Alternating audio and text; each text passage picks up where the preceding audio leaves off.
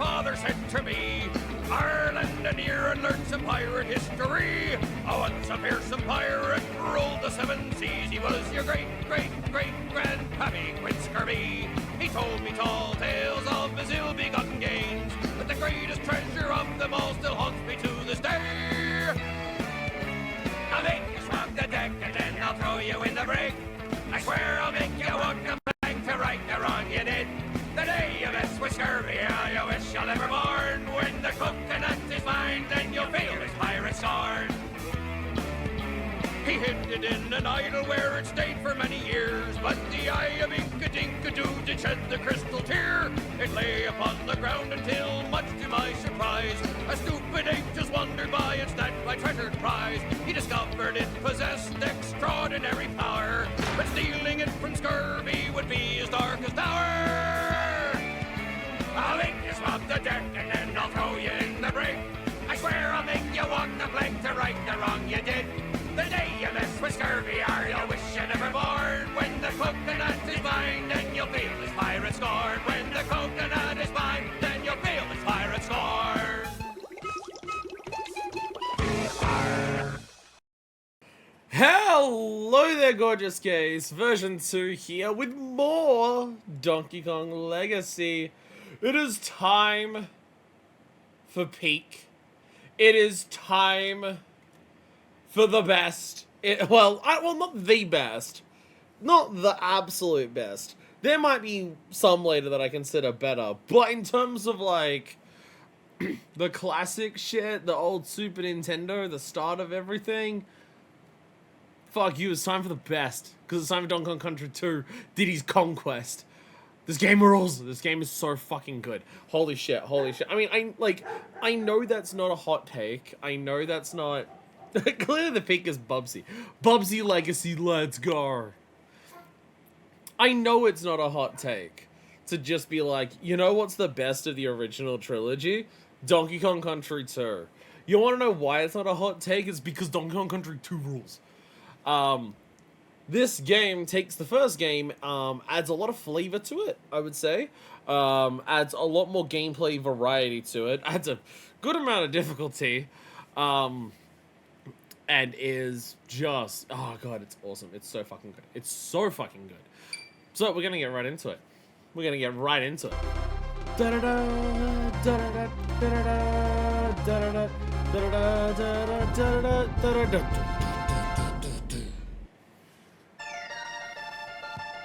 And if you're ever in like a Nintendo trivia night, I might turn down the volume a little bit for the game. If you're ever in a Nintendo trivia night, and people ever ask you to name the second Donkey Kong Country game, what's the subtitle? Donkey Kong Country 2. That's the trick, because most people will say, oh, it's Diddy Kong's Quest. No, it's Diddy's Conquest. Absolutely iconic title screen here of just like the ominous music in the background as Diddy and a new monkey loot a bunch of shiny gold. Oh, it's so good. Is it going to the demo because I talked for so long? No, it's not. I gotta press the button in time.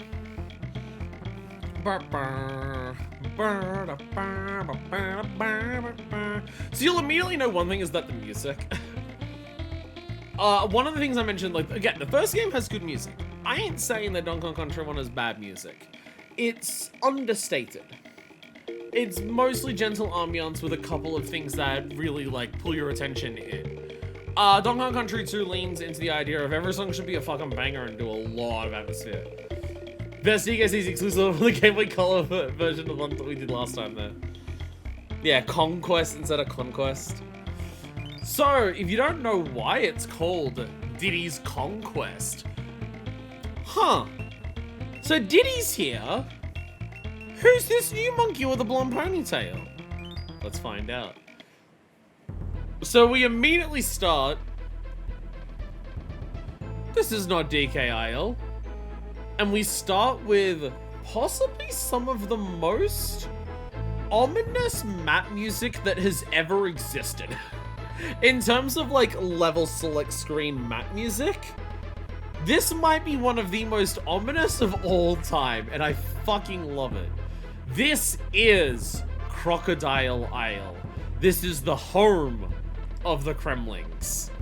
And you'll notice that this first world is, Gangplank Galleon. That was the name of the level of the final boss last time where we fought King K. Rool. We have followed the Gangplank Galleon back to Crocodile Isle. There's DK Isle in the background. It's still there. It's still hanging out. But we have followed the Gangplank Galleon back. What are we all monkeys? We are monkeys, Crafts. It's awesome. So we have followed the Gangplank Galleon back to Crocodile Isle. Why have we done this? Let's find out in Pirate Panic. The game will tell us the story. Like how last time we had to jump down underneath into the banana hoard to find out that we had no bananas. Welcome to the Gangplank Galleon.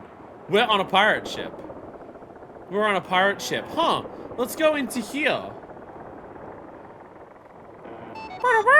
I've kidnapped that lumbering bull Donkey Kong, and you will never see him again. Har har har har. So, immediately. Have we been in the Moody Underwater level yet? We started the game now. Though the aquatic ambience music, if you're thinking of that, that's in the first game, not this game. But this game does have Moody Bramble levels. So there is that. So immediately establishing King K. Rool, immediately establishing himself as 1, a psychopath, 2, a bad guy to be reckoned with, unlike like other Nintendo things. 1, he's now a pirate. He had a pirate ship in the last one that he did. He's now just like full-on pirate. He's no longer King K. Rool. He's now Captain K. Rool. You can see a portrait in the background that he's taken down of when he was king. He is now captain. He's also kidnapped Donkey Kong. The devs realized that you don't play as Donkey Kong much in the first game because he kind of sucks and Diddy's just better at everything. So they said, what if for the sequel, the premise is that Donkey Kong himself has been kidnapped? So immediately, K. Rool established himself as a villain who can kidnap the main character and just say, fuck it. This is like if you booted up Mario 2 and Princess Peach was just like getting a letter from Bowser saying, I've kidnapped Mario. But also, instead of calling himself King Bowser, he was now Captain Bowser and he had a pirate ship. Well, I guess King K. Rool already had the pirate ship, but he's now captain. Getting big Donkey Kong Country Jr. vibes. Anyway, here's some mice. So, if we don't have Donkey Kong, oh my god, who's this? It's Dixie Kong! This is Diddy Kong's girlfriend. Canonically, they are dating. Canonically, they are dating. This is Dixie Kong. She is a female character in the 90s, so she has eyelashes, she has a big ponytail, and when she's bored, she blows bubblegum. And she also drinks a juice box with her feet hands. And Diddy also joggers. Realize it sounds like it was never meant to be experienced with headphones, but god, this mixing is loud. It is loud. It is just loud just in general. Oh. So we have crates. They will break, they won't roll. She's also pink, yes. We have mice. So as you can see, graphics, not for our Kongs, but for everything else. We're going a bit more cartoony. We're definitely, the art style has definitely exploded into the cartoony realm a bit more. These are no longer small little K letters. They like little gold tokens. They are now big, dramatic, like 3D embossed logos. We have crates here. You can see the enemies are like quite big, exaggerated features. I love the sound of bouncing on enemies in this game. So we have an A button. What can we do with an A button? Oh shit, we have team up attacks. So we can throw our Kongs. And where they land, you can either grab stuff with them or you throw them and angle them and you jump where they land. So there is, outside of just being able to switch between the two characters, there is also like functional uses to switch between them. You'll also notice that the Kremling crew has also adopted the pirate aesthetic. They now have peg legs. Oh, and look, they splash into the water.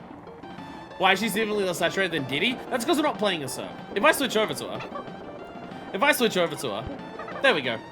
It's just to let you know who you're playing as. It's just to let you know who you're playing as. But we also have Diddy. Oh, sorry, we also have Dixie. So Dixie is, you know, similar to DK. She can't roll as quick. Her roll jump isn't as powerful as... It's still good. It's better than DK's, but it's not as good as Diddy's. Not as fast. DK will get amputations. Look, you're part of the Kremlin crew. You have to go along with whatever the boss man says. They're also now hiding out in barrels because they can. I wonder where these bananas lead to. Oh my god, they lead to a secret. Bonus rooms are also way better in this game. Bonus rooms are unique and have specific objectives, and you have to finish it for it to count. Find the token! So let's grab a token, shall we? We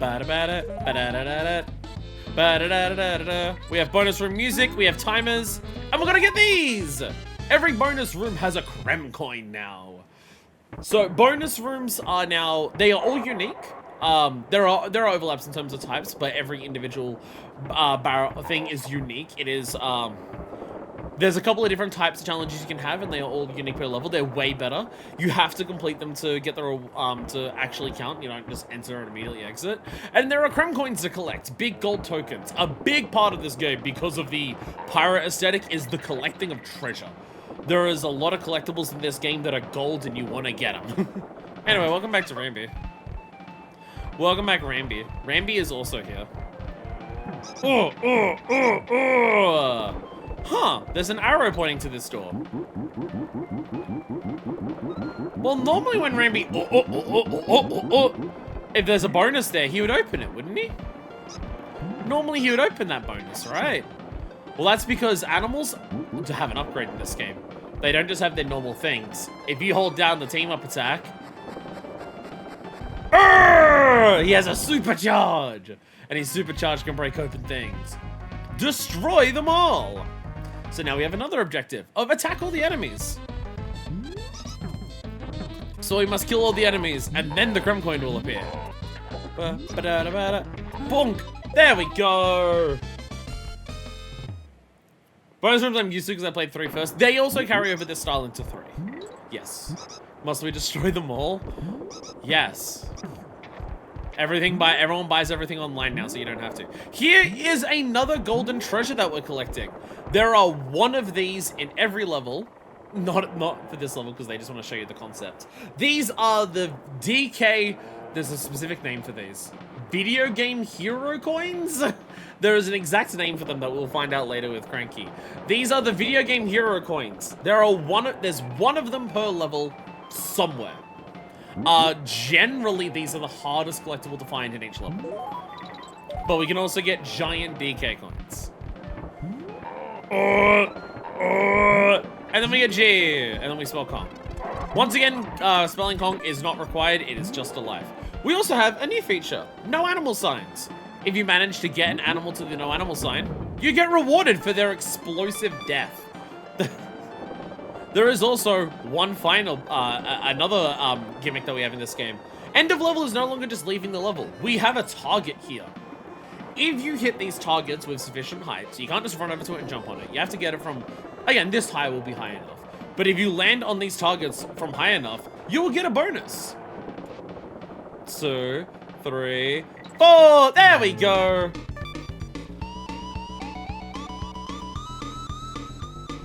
You also get a music thing because music is awesome. So they've added a lot to this game. So as you can see, just in terms of like the basics, the stuff that you'll see in the first level, there's quite a lot that they've added to this game. I'm happy you killed an innocent rhino. He'll be back. He'll be back. Anyway, we now have Main Brace Mayhem. We have another level archetype. We're now in, look! We're in the main braces of the ship. Ignore how big it is. So there's an arrow over there. But that just looks like death, and I don't even think a roll jump would make it that far. But wait a minute, what's this? So this is Dixie's special ability. So Dixie can't roll jump as well. She's not as fast as Diddy. Not as, like, jumpable to get up to high spots or long distance, or make big long jumps. But last game, Donkey was kind of shit because he didn't have any of that. So what do they give Dixie instead? Oh yeah, she can just glide. Yeah, she just spins her ponytail and she glides. What's that netting hanging off of? The main brace, obviously. Also, bonus barrels are now actually highlighted as bonus barrels. K-Rool, you can buy a bunch of bananas with your magic anti-grab ropes and barrels. Oh, no, K-Rool's in it for the revenge right now. K-Rool hasn't even, like, taken the banana hood. He's just kidnapped DK because he just wants revenge now. But yeah, bonus barrels, instead of just being like, oh, it's a blast barrel, and it takes you to a bonus. Bonus barrels are now, like, specifically highlighted. Find the token! Can we find the token? Yes, and you can also see climbing mechanics have been massively increased. I will show them off when we're not in a timed thing. Fucking love this game. Just how much shit they added to the first game. It's so amazing. It's so sick just how much shit they managed to add into this game. So, yes, as you can see, we can climb. Again, we're really going Donkey Kong Jr. vibes. Being the sequel, they did absolutely take some ideas from Donkey Kong Jr. of, look, you can climb across multiple ropes.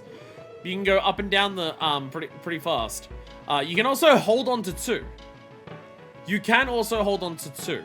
I believe going up, this is technically faster to hold on to 2, but I think going down, it's faster to be on 1. I could be mistaken about that. But yes, we can change that. We can change around. We can change sides. It is a big mechanic. Here are the little beetles. They don't die when you jump on them at once. They'll get up again, but you can jump on them again and kill them. Or you can pick them up. Or you can pick them up and use them as a weapon. So I'll show off that. You can also pick them up like this and throw them. But if you don't hit anything with them, then they just get back up. And also, if you hold them for too long, then they will just get back up as well. So enemy variety has also changed quite a bit. The majority of my situation was the same game skeleton shuffled around and weirder. No, this is way more of a full-on sequel. This is way more of a full-on sequel. Boink.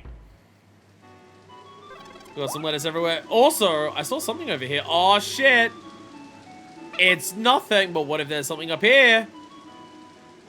There's something with this, and I can't remember exactly what it is. It's nothing important. There's also these assholes. Killing them is annoying because you can technically jump on them, but it's like awkward to do. Oh look, there's a rope here. What if I just hold down? There we go. I got down to here. I'm really worried I will miss a bonus in here because there's so many parts of this level. Make it like Super Nintendo. There's so many parts of this level that look similar that I always forget exactly what some of the secrets are. We got more peg legs down here. Oh! Yeah, now do. So we do have this. Why is there a banana here? Sup, Scribbles? Oh, it's because it's a barrel and it takes us to 2 lives. Oh, hell yeah. But what's up here? That's skipping ahead. That's what that is. That's skipping ahead, and that's important because there's still more shit to show off. Oh, I can't go back down here. I think the end was there. Oh, well. Oh, I can go down. There's the end. There it is. So we also have cannonballs. Cannonballs are what if barrels didn't get destroyed? Very powerful. But also, what happens if you put a cannon in a cannonball? It obviously makes the cannon glow green. This is also a bonus level. Destroy them all! Oh, look, it's the cannonball!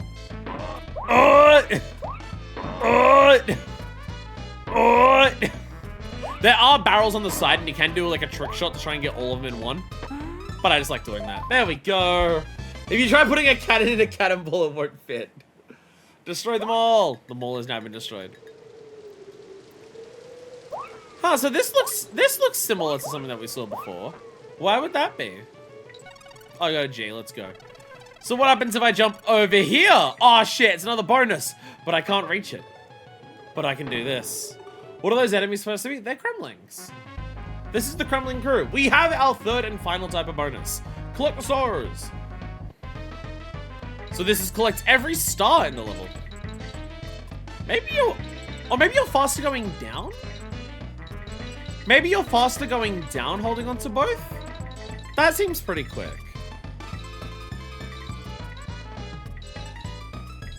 Oh yeah, I guess going up you're faster on one. But there we go. Collect all the stars. So there are 3 bonuses. They are just the 3 types. Find token, destroy them all, and collect the stars.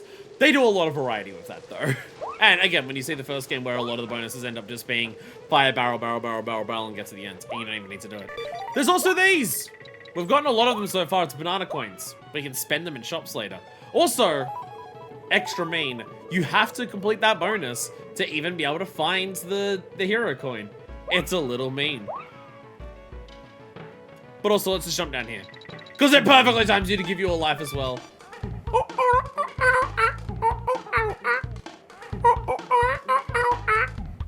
So yes, both of our Kongs have unique ways that they break it the fuck down if you win a level. And as you can see, like in previous game, you'll have an exclamation mark if you get all the bonuses, but it also shows you have a DK coin. So you can have the DK coin and not the exclamation mark, or the vice versa. It is explicitly exclamation is bonuses, DK is DK. Monkey Museum! Welcome back, Cranky Kong. Government CDO, Grandbaby Cranky. I'm back by popular demand to offer you the wealth of gameplay wisdom for this unnecessary sequel. What is Espresso? A clumsy spider and a fat parrot. Is that the best they could think of? Espresso's not in this game. Espresso's not in this game anymore. So he's getting mad about it. Here's what I've got to offer. There we go. So, you'll also notice, Espresso's not in this game. You'll also notice Winky's been taxidermied in the background. Winky and Espresso, unfortunately, do not return as animals in this game. There's like an arcade cab in the back. There's a massive Super Nintendo controller. There's a dude who's standing there. I am assuming that's some rare character. Nintendo logos everywhere. There's a dude who's hanging up there. So what we have here, these are bonus hints. In the previous game, Cranky would kind of just like say whatever he felt like. In this game, you are given some hints for free to find bonuses or possibly DK coins. And some of the really tricky ones, you straight up pay money for. So what about Pirate Panic? Try using your team throw at the start.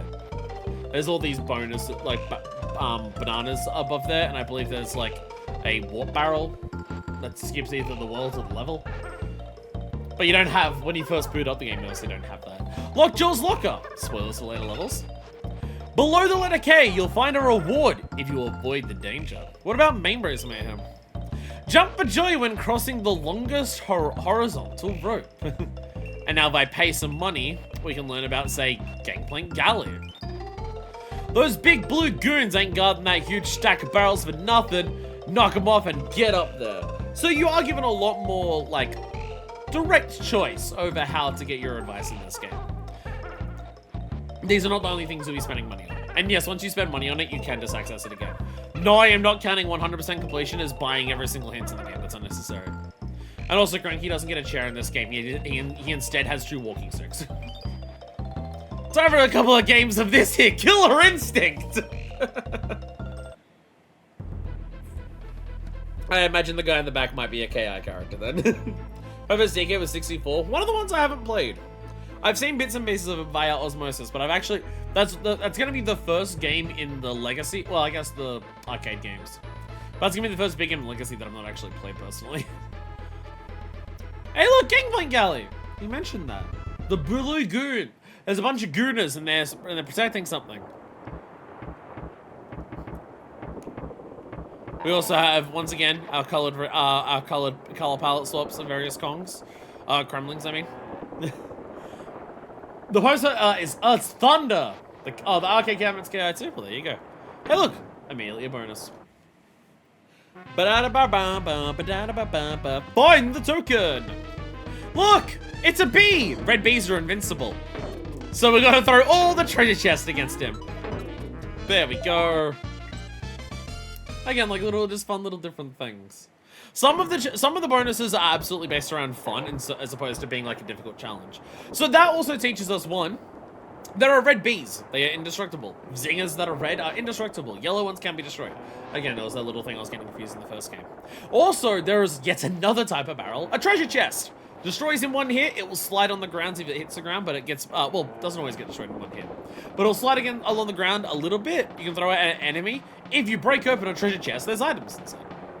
Also, I see a hook over there, but that's really hard to reach. Oh, jump, there we go. Again, oh, damn it. Again, DK hero coins can be anywhere. They can be anywhere. Typically the hardest things to find. Look, a treasure chest. So we throw it at an enemy. Bam, we get our reward. The variety of rewards in treasure chests is also pretty big. Also pretty big. Oh yeah, we have hooks also we can hang from. I don't even ever mentioned that. We have hooks that we can just hang from. We just like grab it and just like jump from it. I love the way they splash here. Jumpy, jumpy, jumpy, sweet! See, it slid a little bit, but I completely missed. There we go. Oh, a life balloon. Get a team attack bonus. Whee! Just skip all those enemies, get an O. I love the mouses. I think they're called squeaks. Boink. Banana gun. Okay. These big guys. So remember how there was big guys that you couldn't harm in the previous game unless you were Donkey Kong? None of us are strong enough. So none of us can actually hurt this guy. If you try, he gets angry and just gets faster. And then you can't touch him at all until he calms down. He'll eventually calm down and then do this. So you can get a barrel to kill them. However, if you have both Kongs, that does also work. So the power of two combined, if you fastball special your partner, you can indeed kill the big guys. You don't always have to use a barrel or find something to kill them. We have a big gap in the ship here. We have a treasure chest. We're gonna break that open. We're gonna let the game lag a little bit there. There we go. Be careful when doing this though. If they hit the ground, he's not dead. But if an enemy hits a Kong in this state, they will die. So if you throw your partner and they like land on the ground in front of the enemy and then get walked on, they will die and you will just lose them.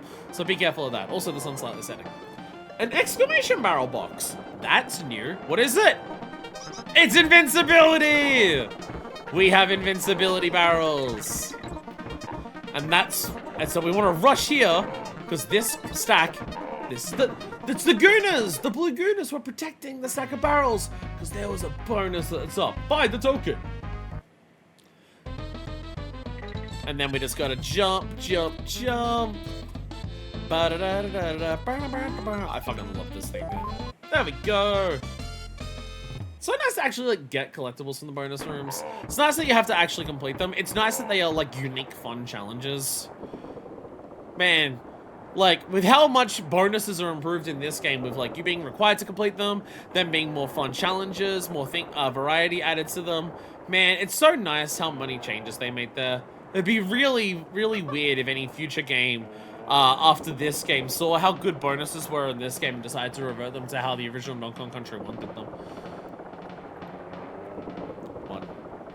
Okay, ready? 1, 2, 3, 4! I don't. The jump was a little longer than I thought. No! Fucked up! Anyway, welcome a new character. Welcome to Kong College. It's Wrinkly Kong! Hello, dearies. I'm Miss Wrinkly Kong, headmistress here at Kong College. It's Cranky's wife. I'm available to teach courses on how to play this game. Or you can just pop in when you want to save your little old game. Now then, how can I help you? So yes, we have again a bunch of stuff here. She'll give you tips and tricks about gameplay things. I think some secrets for levels or like bonuses for levels she might tell you later. She often has advice on how to beat the boss of the area. But if we have a look, Kong family coins. A gold coin with a bunch of bananas on it. Collect these and spend them on the various Kong family locations found throughout the islands. That's our banana coins. It says Kong family coins. I always just call them banana coins, and I'm going to continue calling them that. Why'd you set up this school in Crocodile Isle? Well, I mean, have a look in the backgrounds. The crocodiles who are currently here think that 9 divided by 3 equals 6. They need someone to teach them. Swimming! Press B button. Hold down to go down faster. And a level target. Jump on target to finish level. Jump from a high, fish a sufficient height, you'll get a prize. I think 3 calls them banana coins. So the thing is, I never played through when I was a kid, but I still end up just calling them banana coins. So here is one of the main aspects about this game. Here is something about this game that is a little mean. So we can save our game at Kong Colleges. It is like the previous game. You need to get far enough into a world to reach. This time, not the massive titty ape, but instead the teacher ape. You get here, you can save your game, give you a list of all your things. Now it costs 2 coins to save. Your first save at each Kong College for the first time is free. Every subsequent save costs 2 coins. This game has a couple of features in it to make it just a little meaner and just a little harder. Because this is a much more serious quest. This is not you just running around your home trying to get rid of the Kremlings. This is you going into the Kremling base. This is you going to their territory and trying to get Donkey Kong back. So they want to make it's a conquest, you could call it. I pressed the B button, so I just wasted 2 coins. I pressed the B button because I thought that would leave. It didn't, so now I just wasted 2 coins. Take care, dearies! Imagine calling coins and bananas on the banana coins. So I wasted 2 coins because apparently B also activates things in that menu. Anyway, welcome to Lockjaw's Locker. Slightly new feature with this game with this level. You fall to your death. Oh, look! I zipped through the wall and I got my 2 banana coins back. Get used to that, I will say. The fact that I just went through the wall there, okay, used to it. So, new feature for this game. Water levels are not strictly water levels. You can go in and out of water now. And now that we swam forward a little bit into this water, it rose the water level. Water levels can also dynamically change as you go through a level. Because we're in a ship. This is like this is the water, this is the tide going in and out of the boat. It's sinking. Because it's been run ashore because, I guess, he was running away from us. Anyway, welcome to Flotsams and Jetsams. We have those enemies. Once again, I'm going through walls. Once again, I'm going through walls. Don't worry about it. That totally doesn't happen constantly in this game.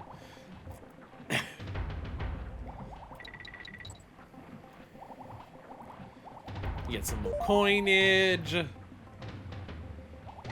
Yeah, I love this archetype for levels. Again, it's like they've taken the pirate ship from the end of the first game, and they've made 3 entire archetypes out of it. So that's Snapjaw. On guard! On guard is back. Welcome to another part that I can go through a wall. On guard is back. So these are Lockjaws. The bane of water levels. They will homing attack you. Without a thing that, you know, kill enemies underwater, they're a bit difficult to deal with. Credit Mario movie for portraying the conflict with Rouge ruling dynasty because who also have a huge horde of gold bananas. I have not seen the movie. I have not seen the movie. So, that was another thing like, hey. Yeah! Yeah! This is the good pair of headphones. How the fuck has my left headphone already died? Are you serious? Oh my god. Anyway, find the coin. Find the token. This one's a bastard. Everywhere you see bananas is lying to you. If a path has bananas, it's a dead end. So this one actively tricks you. It's a bastard. There we go, I found it. I guess it wasn't charging properly. God damn it. Very annoying. This is the good pair of headphones too. And one side already died first. I have this feeling I might just need to give up on this brand and I might need to find a new pair. Because how fast they're dying and like, I mean like, there's an example, they're not even charging properly. I might need to abandon these headphones and buy new ones. It's been a number of years since I like started using these for streams. I imagine at this point there might be other ones. Because the main thing is that I can't wear earphones that are just like normal Bluetooth. Because Bluetooth has audio delay, and that's just not viable for game. It's just not viable to game. If that's the case. So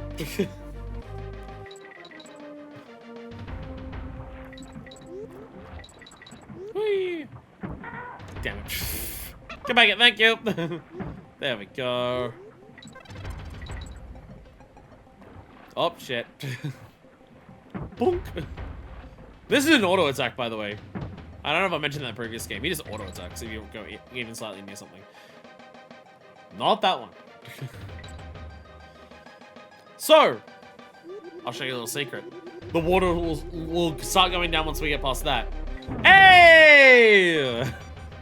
Do a supercharge with On Guard, because otherwise you get to here with On Guard, and On Guard just gets stuck here. On Guard can survive out of the water, but On Guard can only like slightly like jab. And because this goes down a little bit, I don't think On Guard can get up this lip. So as you can already see, getting animal buddies to the no animal buddy sign sometimes is a challenge. Sometimes it's a very big challenge. But yeah, with the water levels being able to constantly change in these, oh, it's starfish. They will spin. With water levels constantly changing, there is a number of times where they will like do gimmicks to trick you or make it harder to find things. But also, I found another On Guard. So it's not even an issue. Look, On Guard's fine. On Guard didn't die. On Guard just wasn't allowed in a certain part there. Also, I found another secret path going through a wall. So how many walls have we gone through now? Damn it. So how many walls have we faced through just in this level? Don't worry about it. Is there another one here I can do? No. Very familiar with no animal body science being challenges. Give it to not the next world, but the world after. and I can demonstrate. So you see all these little gaps here, and you're like, ooh, but what if that's also a spot? Oh, for fuck's sakes. On guard. Thank you. There we go. I got a G! K-O-N-G, Kong. It's not you. I think it's the next little section. I'm trying to remember where it is. I think it's here. Is it here? Dash! The water level sinks. Hey! That's the DK coin.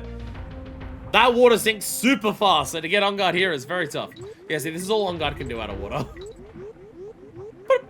There we go. That's all On Guard can do out of water. That's all about freaking parakeet. You have to keep it off.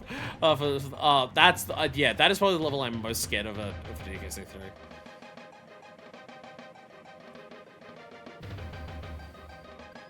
One day it'll line up. There we go.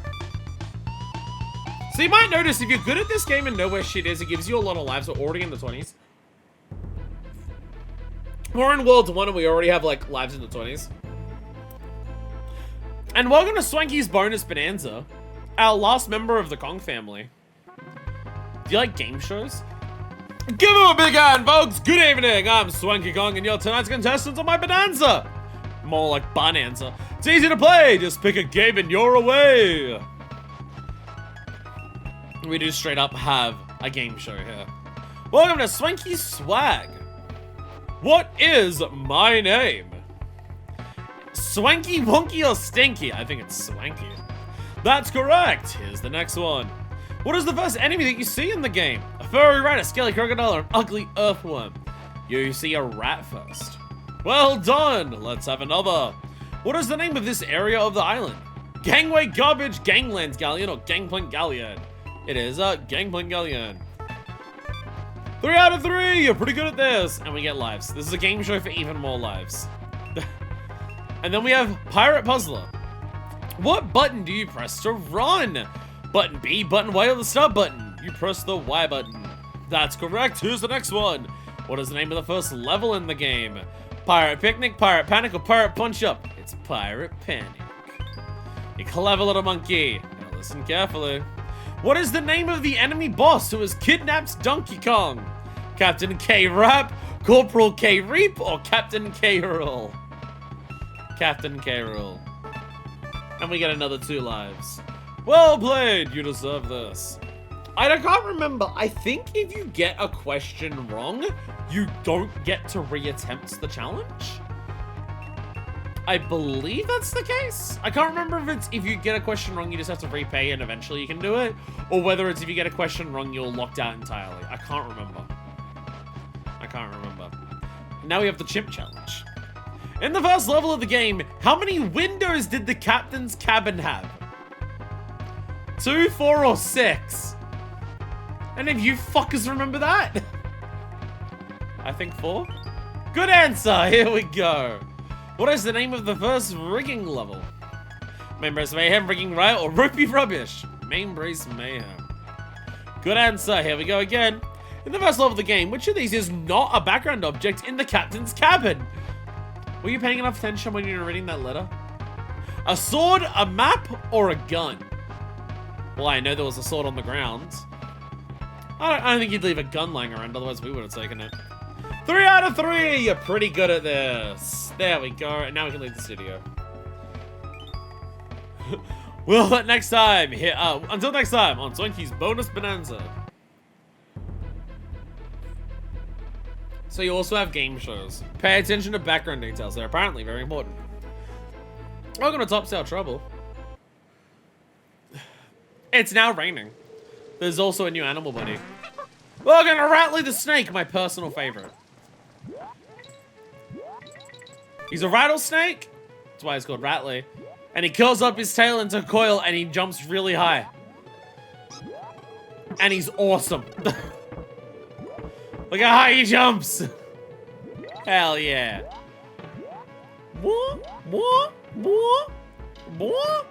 But also, like the others, supercharge! Ugh. Yeah, you kill enemies. You kill these bugs in one hit. Hell yeah, you do. Whee! Bonus! Destroy them all. Oh look, it's dragonflies. Every enemy in this game makes such awesome sounds when they die. It's so good. Winky, but a snack.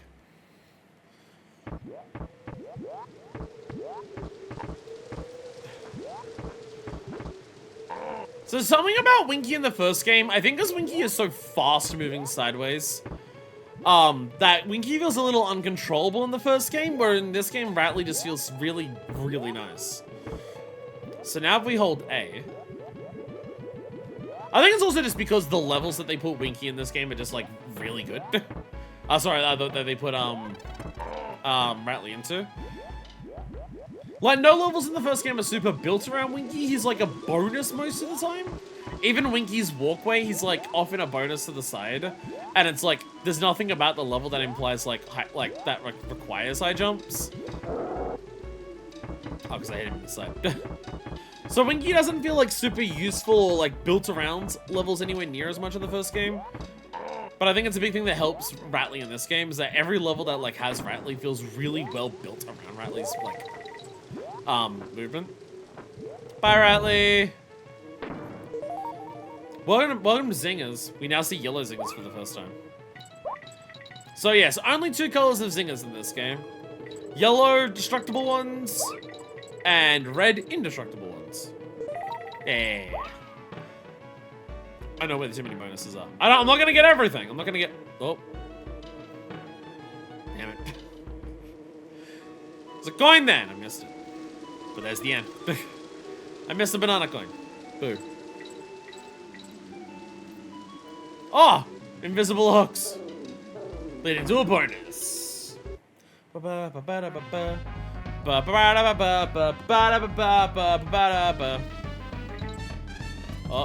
dodge the dragonflies.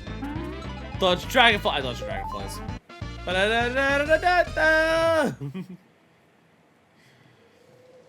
And then we drop down. Hey, bees.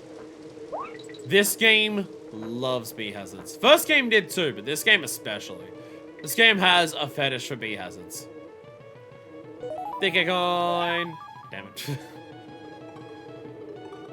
To be fair, so does DKC 3. They realized they had invincible... Oh, fuck.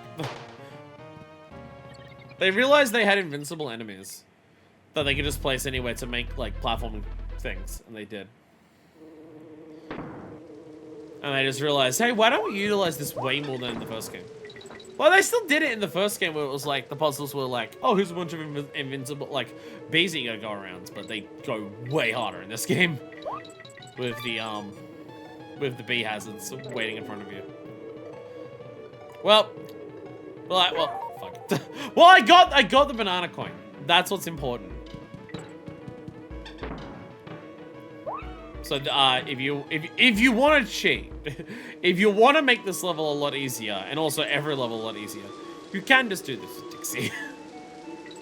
Dixie does make a lot of things a lot easier with the fact that she can fucking fly.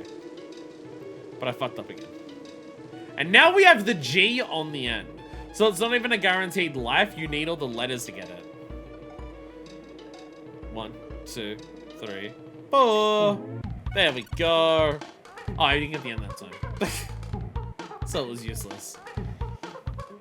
But they're also showing you, hey, there might be different rewards on the end of bonus platform. I hope that doesn't come back to bite us something else.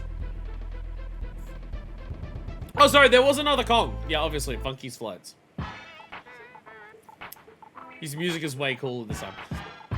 Looking good, dudes. I'm Funky the main monkey. And my new Funky's Flights can take you anywhere on Crocodile Isle. Right, I've already checked it out, of course. Cruise on over to the barrel, man, and ride the skies. So instead of just, like, a plane awkwardly stuck onto the front and back of the barrel, it's now instead, like, you know, an old Wright Brothers style plane like, made out of a barrel. And, just like with saving, hiring a plane to go to other parts of the island does indeed cost you money. Funk is the monkey! And welcome to the boss. Look, boss have, like, big skulls to show you it's a boss. Welcome to Crow's Nest. Ah! We're terrified. We're terrified of Crow. He's dropping eggs at us. Oh, no. He's a big angry bird. I'm gonna do this. Yeah, there's bonuses in there. Oh, look, an egg. Ah! Let me hit the bird with the egg. Da, da, da, da.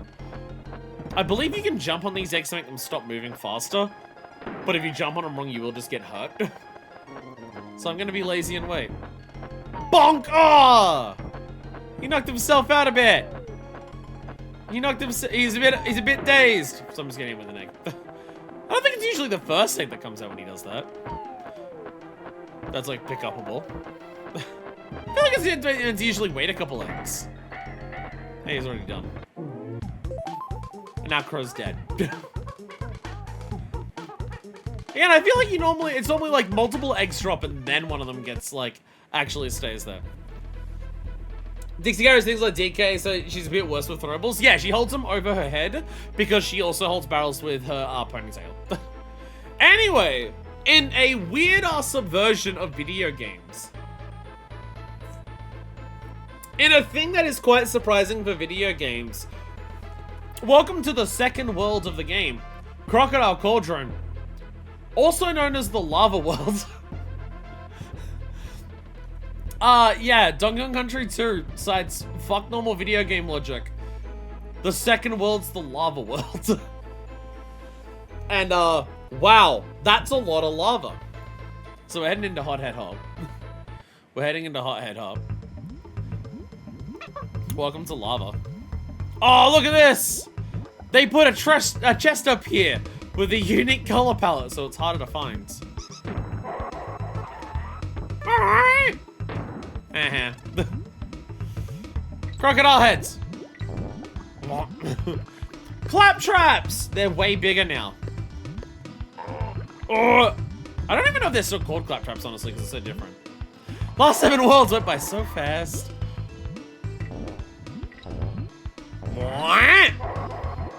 Bonk. Bonk. Barrel smash. So yes, orange heads will jump you a lot. We're gonna jump over the lava. Oh, cannonball! cannonball! You know what this means.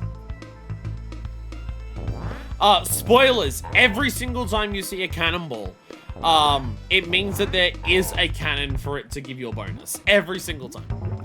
You do not see a cannonball without a cannon. Collect the stars. Ba-ba-da-ba-ba. What? What? What? What? What? There we go. I remember when I first got this game. Oh, bye, Dixie. Alright, welcome back. I remember when I first got this game, because I think when I first started playing Donkey Kong Country 1, my parents already had it. It was like a thing they wanted to play. And I ended up liking Donkey Kong Country 1 so much that I rented, or I convinced my parents to rent Donkey Kong Country 2 from the local video shop. Because I liked it so much. I'm pretty sure it was me who said, let's get 2 because I liked 1 so much. Whereas they got 1 to play for themselves. And I remember renting it and then getting to this world and like it being lava and just had like the constant bubbling of the lava and like the way that like the image like fades in and out with the brightness of the lava and everything. I remember this just being like I was super young. Again, this game came out when I was 1 year old, so I was probably playing it when I was like 4 or 5. I would have been playing it when I was like super young. And I remember once I got to the lava world, it was just like, I can't play this game on my own anymore. I need one of my parents around because the lava world scares me. Because I also like, you know, I hadn't played other video games where like, oh, lava is a level in video games. Well, that's the thing that happens in video games. I didn't play the Mario games. So the first time I saw lava in a game and I'm just like, doesn't lava kill you if you touch it? Anyway, welcome to another animal buddy. Squidder the spider! Probably my second favorite? Probably my second favorite. So you press Y, and you shoot. Now here's the secret. You can also press A to shoot a glob, press A again, and it's a platform. And they trick you here by making this the Y tutorial. But if you go above the Y tutorial with the A button, there's the hero coin. You can have up to 3 webs available at once, I believe. Or is it 2? I think you can have 2. I think if when you spawn the third, the first one starts disappearing. So you gotta like get rid do it quickly. So yeah, now they teach you to use the A to go grab this. And so the idea is if you go back to the Y tutorial and then press A there, you get that. Squidder's my favorite of the animal buddies. I do quite like Squidder. Probably my second favorite. I think the main thing that just makes me like Rattly over Squidder is just the levels that Rattly's in. But Squidder is very effective of just being able to like endless projectile shots. You can angle them, by the way. I can angle them. You can also angle the platforms. So this whole level's gimmick of hot head hop. What if we just don't fucking do it? And now we can follow the bananas into the sky. Squidder really does just let you ignore what levels are. Because there's a bonus up here. There's a bonus. Find the token.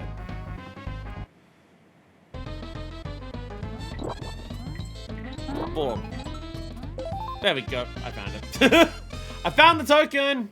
Guys, I found the token. Yep. And like other animal buddies, you can kill the big motherfuckers quickly. I think I'm really creative where they had bonuses. Yeah, like putting press the A button above the other tutorial, and there you go. So you can see those barrels would normally take you over, but if we have Squidder, we can take an alternate path, and we can just go down here. Now, normally you could reach this one with a team throw as well, but we can also Squidder into this bonus as well. Find the token. Though if you team throw into this, I think you might be fucked. If you team throw into this one, you might be screwed. I don't think you can complete this. I don't think you can team throw that distance. I think you'd just lose. You'd probably just lose. So, I'm really curious. I'm curious if this exists in this version of the game. Normally, I would take Squidder past the no Squidder sign. Normally, I would do that. I'm going to dismount Squidder specifically here, though. I'm going to leave Squidder alive. Yeah! Gold Boombox! It does still exist. I don't know if it's an Easter egg or a bug. I don't know what it is. But if you bring Squitter right before that no animal sign and get off Squitter and finish the level, whatever instrument your Kong gets out is gold instead. Because it looks like it sparkles, so I feel like it can't be a glitch. But maybe there's like the gold sparkle texture that's on other stuff and it just somehow gets mapped to the... I have no idea. I have no idea. But it apply... Color palette bug, maybe? Because the thing is, I think they add the sparkles to it, but it's the same golds as like so many gold objects in this game that sparkle. So the color palette might bring the sparkles with it. But it applies to both of them. It applies to Dixie's guitar and Diddy's boombox. So it does it for both. Honestly, the level's short enough, the level's fast enough. I can just show it with Dixie as well. Oh, also, that's what happens if the barrels hit you. They just bump you. The barrel guys don't actually kill you if they hit you. They just bump you. Now, to be fair, sometimes that will kill you. depending on where you are. That might kill you. But, yeah, when the guys in barrels hit you, they just bump you. For now. For now. I say ominously. Boing. Boing. Boing. There we go. Whee! So we'll just get this. We're gonna run through again.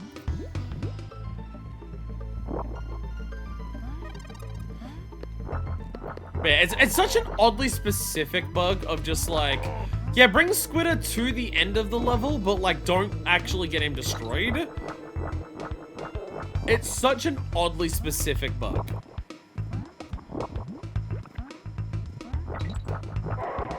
It's such an oddly specific bug, you'd think it was Squitter. Get it, because like Squitter's a spider.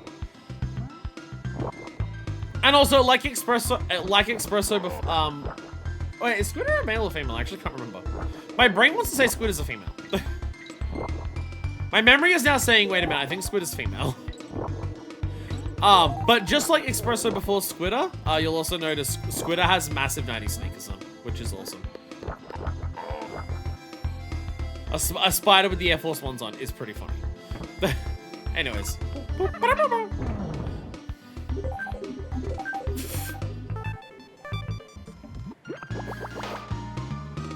I didn't think the slight little height I would gain from doing that would make me re-land on Squitter.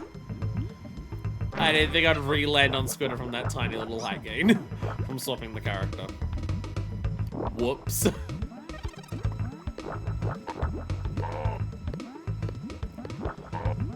I know it's unnecessary, but I want to show off the gold guitar too. Gold guitars are awesome. Gold guitar is awesome.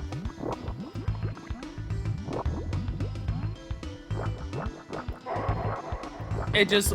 This is one of like the few like bugs that I know in the game. So I gotta show it off. I gotta show off my knowledge where I can. We're gonna get to a point in the Legacy where it's gonna be like 4 games in a row that I don't know. So... I gotta show off stuff while I'm still capable of showing off. Very, very important to do so. Okay. Go down here, dismount, there we go.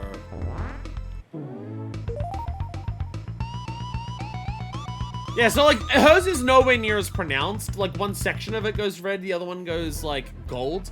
So it's nowhere near as pronounced with hers as like Diddy's big golden boombox. But yeah, still happens. Still a thing. Anyway, that doesn't look like... That's still a crocodile head. Squitter's mouth. There we go. That's a crocodile head above us, like what a level would be. But why is it facing us? Welcome to Clubber's Kiosk. Oh yeah, there's the landlubbers. My name is Clobber, and a cross-me bridge is gonna cost you many pieces of weight. And if you don't pay up, I'll run you through like the scurvy dogs you are. Har har! It costs 15 cram coins to cross over, mateys. So this is what cram coins are for. We're not gonna pay that now. In fact, we're not gonna do any of the Creme Coin stuff until the end of the game. For reasons you will find out once we get to the end of the game. Going into this barrel for 15 Creme Coins, what it does is unlock a new level. Every world from this point onwards will have a Clubber's Kiosk. Each one of Clubber's golden barrels in each one of those levels will take you to a brand new level. So do a bunch of bonuses, you get a brand new level. Some of them, especially the last one, are scaled for endgame difficulty. So we're gonna get all the Creme Coins and then come back and do all of them. So we're gonna get all the Creme Coins and then we'll go through all these levels in order because they get hard. But I want to get Neff for free, so I'm gonna fight him.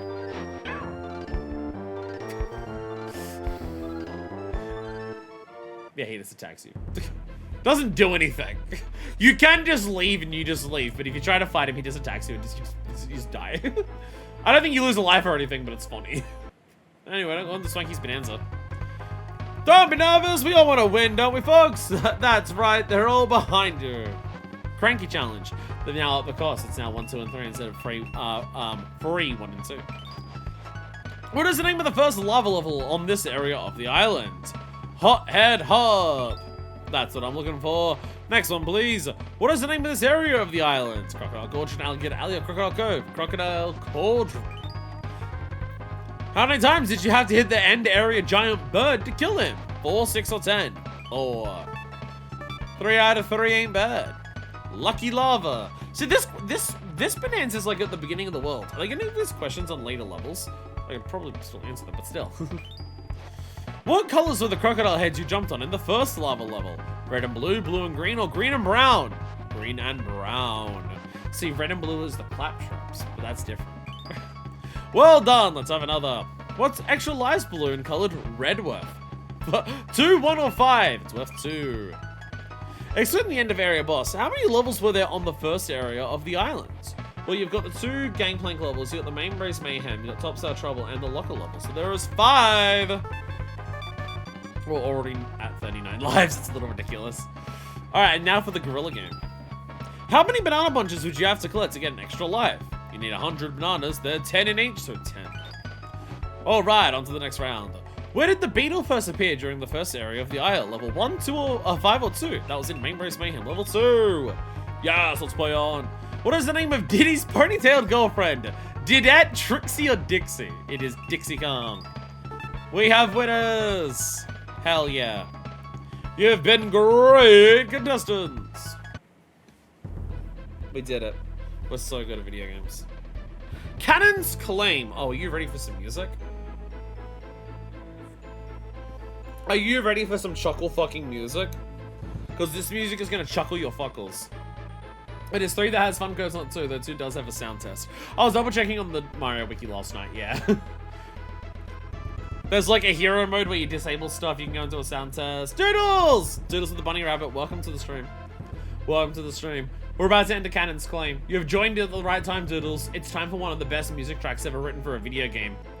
That isn't called Katamari Damacy.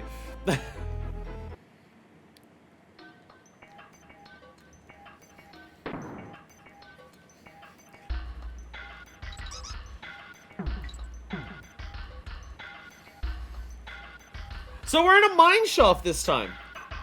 Remember that one crystal level from the last game? Well, what if that, but the Kremlings were mining it out. And now you're in a mine shaft. And what if you just flew over to here? Probably way to exit any level without having completed it. I did see that one, yeah. Find the token. Barrels. Only that monkey can jump in these barrels. Another unique gimmick. Only the correct monkey can jump in the correct barrel. However, oh, wrong. However, team throws count. Team throws do indeed count. But there we go. You can team throw to get into those barrels. But a blast barrel where only the correct con can go into. Which is a fun little thing. Here is what the level is named after. This is Cannon. This is his claim. If Cannon fires barrels, by the way, you can jump on them. Cannon will fire barrels at you and you can indeed jump on them. I think the idea is you're meant to take one of the barrels and let it go over there so you can get the bananas. We also have TNT barrels. TNT explodes so awesomely in this game. God damn it. Little dynamite in the background. Boom, boom, boom, boom, boom. I'm not as big of a fan of the graphics of TNT exploding in this game compared to DKC 1. I think they looked better in the first game, but I love the sound.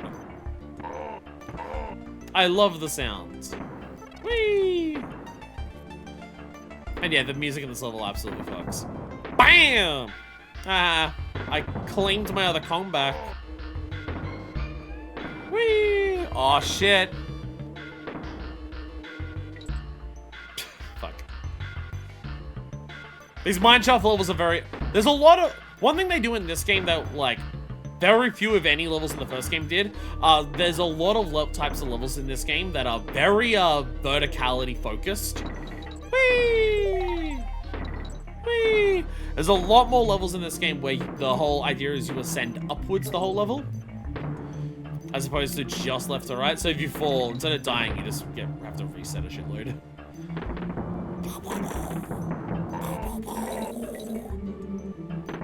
Ah, now they shoot cannonballs. You can't jump on cannonballs, they'll hurt.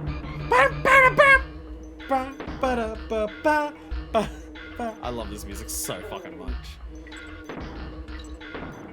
I think my first mobile phone that like had access to putting MP3s on it, I'm pretty sure I put like the DKC2 soundtrack as most... I'm pretty sure I put the DKC2 soundtrack as most of my ringtones, because I had it like per person, but depending on who called me, it would be like a different soundtrack from it. I think my first... There we go. I got it. I think it was my first mobile that had MP3s on it. There we go. There we go. So I remember hearing this music a lot, because I think this was set for when my mum called me. I think the music for this level is when my mum called me, because I'm just like, the person who calls me the most at this point in my life is my mum. Because it'd be like calling me to let me know who and where I'm being picked up from the school bag. So I got very used to hearing Cannon's name a lot. the music for this level. But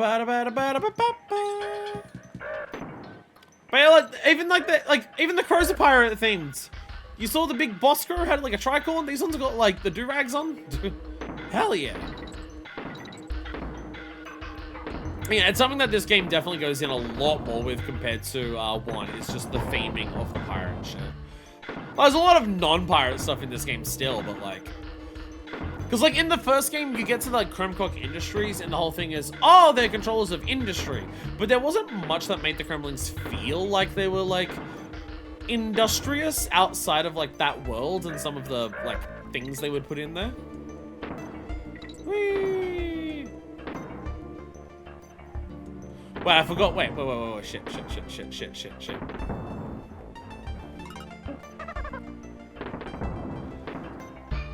Oh, that's the bonus.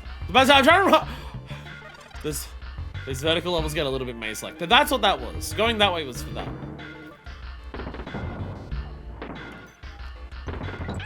Fuck. Still counts, baby. Still counts, baby. Find token. Oh. So it's to find the token level, but it's secretly actually destroy the whole level.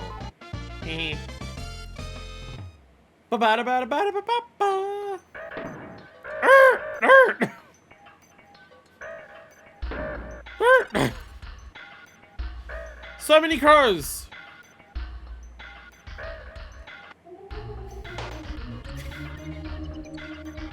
End of bonus wasn't.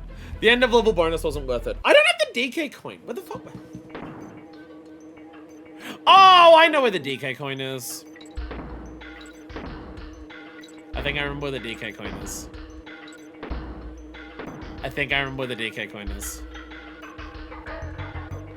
I think I do. I'm pretty sure I do.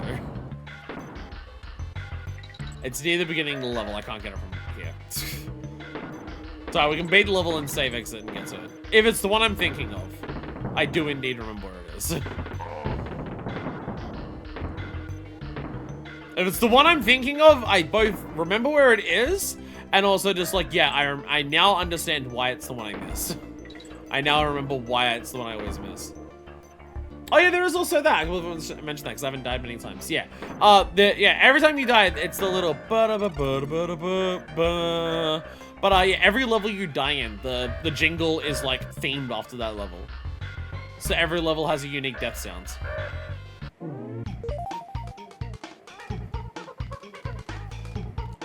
These are technically also slightly different. The end of level jingle is also slightly different, but it's nowhere near as pronounced. From memory, the GBA version makes it super pronounced for the end of level jingle to be different, but in this game, it's more understated. That's different. That they're like different.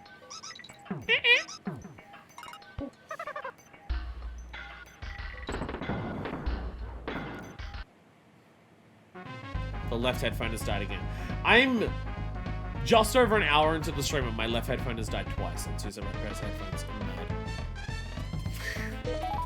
There it is. There it is! So if you're wondering about the way that I said DK... if you're wondering why I said DK coins can be anywhere in a level, that's why. The specificity of me saying that they can be anywhere in a level, it's because they really fucking can be anywhere.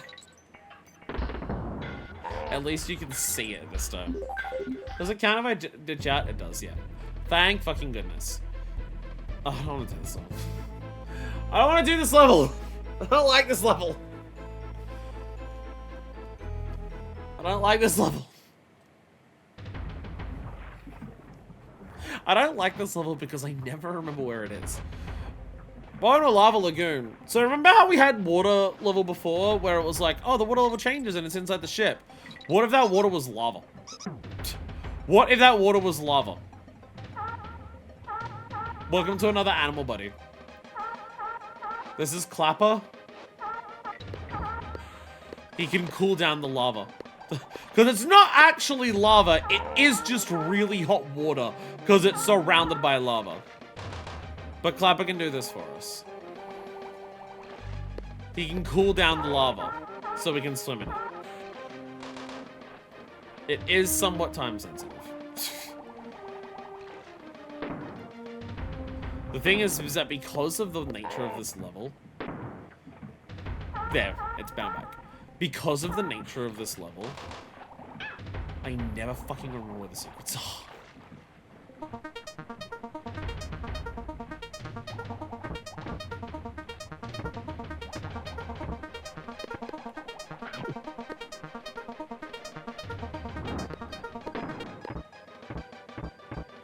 Oh, is it? It might be there. I never remember this level properly. Because you have to go through the level quick because of the lava shit. So now you gotta jump over this side. And go up this way. Yeah, because you kind of have to rush this level, I never remember where anything in this fucking level is. I never remember where anything in this fucking level is because of the way that it works.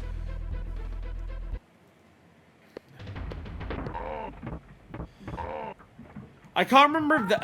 I can't remember. There's an invincibility that is required for one of the secrets in the level. And I can't remember if it's that one there or if there's two secrets in the level that require invincibility and that's one of them and then there's another one later. I can't remember.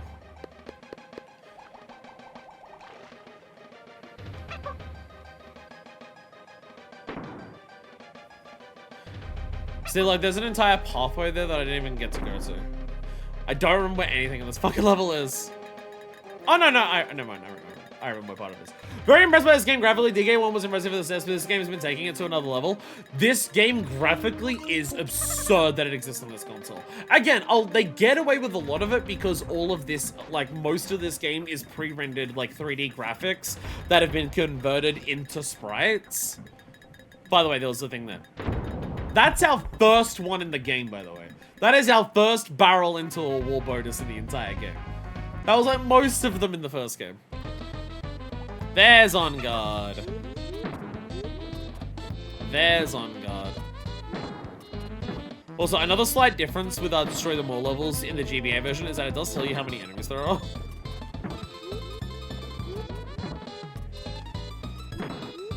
There we go. Ta-da! Never had SNES, but I can see how this would be mind-blowing on a CRT. I mean, that's why I've got the CRT filter on. To try and replicate that. I also misspoke last time. About this. Part of the reason that Donkey Kong Country games look so ridiculous for a Super Nintendo is that these are 32-bit games. A lot of games that were released on the Super Nintendo were only 16-bit.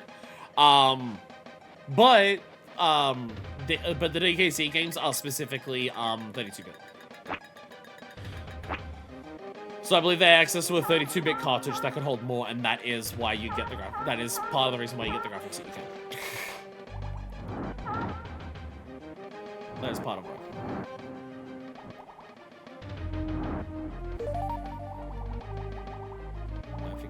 Is it here? I think it's here. No, that's the G. No, it is here! How do I get to it? I forget. Is it here? Is it here? There it is! Yeah, there it is! Invincibility barrel through the lava. It was at the very end of the level. That's why I didn't remember where it was. It was literally the end of the level. 1, 2, 3, 4. There we go. Is that the only bonus? I can't. So I got the coin and I got one bonus. I can't remember there's other bonuses. Yay! There it is. Okay, so that's the issue. Carol pays big money for lava-proof wooden crates and barrels. Well, it's technically not lava in that level. It is water. It's just water that's superheated because of the lava. I mean, looking at the map screen, it looks like it should be lava. But fuck you, the graphics are water. But then that also just raises the question of all of this water is still in the ship, even though the ship is crashed into a volcano. Does also raise that question. Yeah, I hate every time I play this game, I hate getting to Lava Lagoon because of the DK coin at the end. Because I know my brain is always I know the DK coin is go through a wall. There's an invincibility barrel. It leads you to the DK coin. All Clapper has magic spit. I always forget, like, where it is, and then I find that first invincibility barrel. I think what it is if you get that first invincibility barrel, past where the halfway barrel is, if you duck under, there's, like, an extra life or something there to use that for. But I always get paranoid as shit in that level, just being like, I don't remember where fucking the things that I need are. Let's go back to Kong College. Have you ever seen my husband, Cranky? He complains a little, but he does know everything about this island. Look, we learn about Rattly the snake. Telling a snake buddy jump in midair, walk off an edge and press the jump button as he falls. Yeah, you know the roll jump? You can technically do that with Rattly. The game doesn't expect, like, the game expects you to roll jump a lot more. The game doesn't expect to coyote time with Rattly anywhere near as much. But you can do it. Rope climbing. Will this tell me about the specific stuff? Press and hold the Y button when you're on ropes and you'll climb up. Okay, just hold the run button and you're faster. Kong letters. Get him. Extra life. And we can learn about all the other stuff, but we don't need to. But we will save the game. Because, you know, our 40-odd lives are really close to getting a game over. Fucking B doesn't exit! B doesn't exit! Once again, I have wasted 2 coins. Once again, I have wasted 2 coins. Next level is Red Hot Ride. Before we go to Red Hot Ride, I am going to go to the bathroom real quick. Curse my body. Going to the bathroom was one of the last things that I did before the stream started. And I need to again. I have had like 3 energy drinks and like a liter of water today. I had 3 energy drinks while I was at work. Not like massive full ones. One of them was a small can. But also them getting home and having lunch, I also finished a full liter bottle of water, which is why I had a can of drink instead. So it's kind of my fault, but I'll be back. And we are back. Welcome to Red Hot Ride. Welcome to Red Hot Ride. Was this game originally for GBA? GBA is the port, dude. Okay, let's do. GBA is the port. This is originally a Super Nintendo game. And it was ported to the GBA a number of years later with some additions. But I'm on the SNES version because I think it looks better graphically and sounds better. Welcome to Red Hot Ride! This level's contentious is the word that I'll use. Invisible coins. This game loves invisible shit. Oh, actually I should show this off, huh? Look, it's another one of these, the clobbers. Yeah, so if they're yellow, instead when they bump into you, it's not that they do nothing except for bounce you a little bit. They knock bananas out of you. We're on a Red Hot Ride. Stand on a balloon, move to the left or right, and when you get to the edge of it, it'll start floating down. That is this level's gimmick. We're on the Red Hot Ride. Oh, there we go. So yeah, we have these little air vents coming out of the lava. If you're wondering, no, you hold to the side, you won't like fall off or anything like that. Though if you jump, you will no longer be locked in place. So we want to ride the air vents up and head over. This level is contentious because I've definitely seen a number of people say they do not like this level because it can be slow sometimes. It is a level, I would be a little nicer and say it's a level that focuses on precision, is the word I would use. But I understand. But I'm not going to criticize people who don't like the level.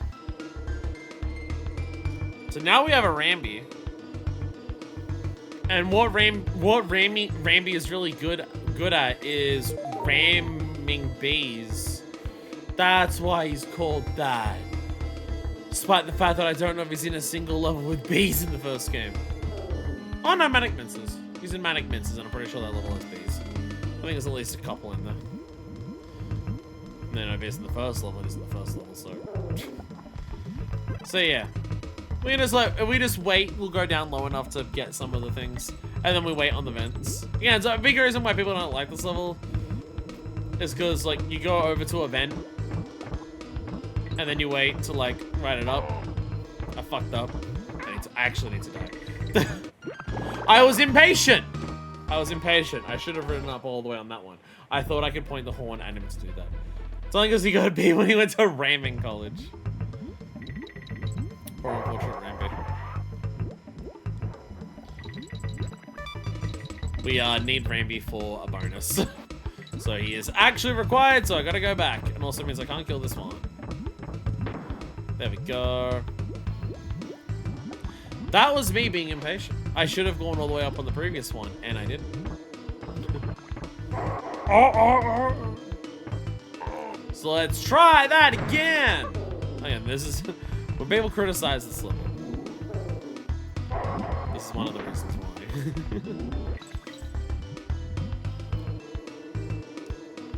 Again, like my take on it is, I think it provides a unique challenge that other things don't. But I do totally understand the idea that it's a bit too slow. Because it doesn't move side to side much. When it goes down, it is pretty slow. So if you have to wait for it to go down to get something, it is going to take a while. You have to wait on a lot of air vents to like lift up the balloons as you go through. I understand the criticisms. Some things I think, I don't hate doing the level. I don't hate being in this level and going through it. But when people criticize it and be like, I'm not a big fan of Red Hot Ride, I'm just like, yeah, it's fair. That's fair.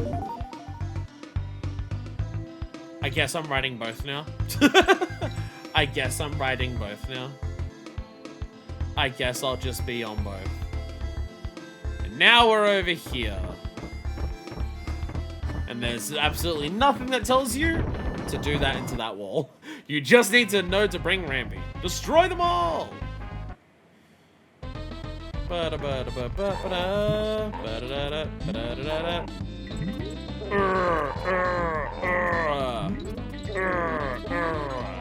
we go. Some Destroy Them Alls do get quite tough. Some Destroy Them Alls are very much just have fun killing a bunch of shit because we made the bonus like difficult to get to. So here's your reward. Boink. There we go. Kill you. Oh, you can already see. Oh my goodness, what's down there? You can already see the banana. Oh my god, it's a bonus. Oh my god. Do I remember actually? I'm trying to remember where the DK coin is in this level. Actually, I can't remember. I actually cannot remember where the DK coin is in this level.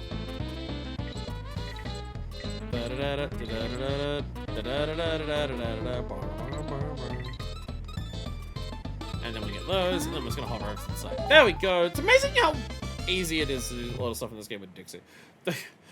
I almost have to wonder if they made Dixie a little too overpowered in this game. With how much she can just, you know, actually fucking fly.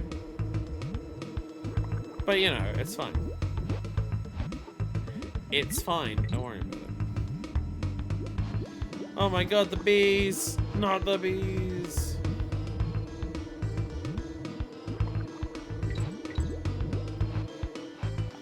I think that is meant to be you carry a barrel over this far to get that. I think that's what that one is. You're meant to carry a barrel all the way over.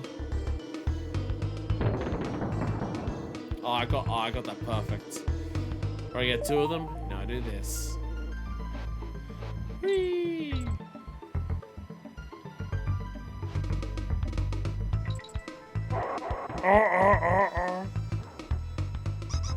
Doesn't need to do it, it's fine.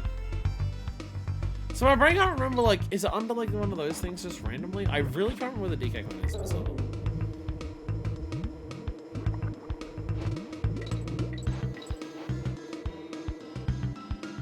Oh, and now they're just falling. And now they just start falling. And you just gotta catch them. Oh, now we have to thread needles. Now we have to thread needles. Oh, I threaded the fuck out of that needle. And then we get a G. Og. Slide under everything.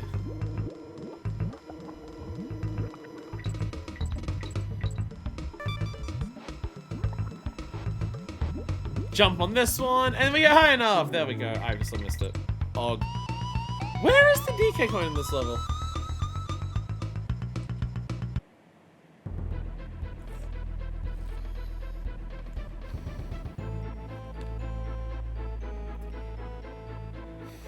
Where the hell is it? Try your luck! This game will never be as good as DKC, which was rubbish anyway. What do you want this time? Give me a hit for Red Hot Ride. Take it easy, let the runner use his head to get you through the first half. That's not...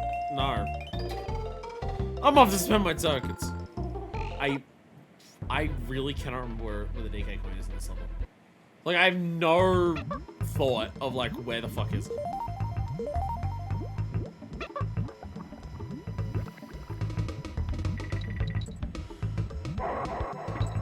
I cannot remember at all.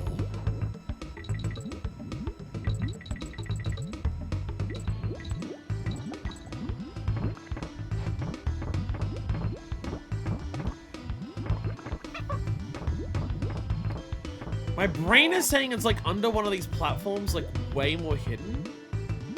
But then part of my brain is saying like it's a team up throw somewhere above one of the starting locations for a balloon.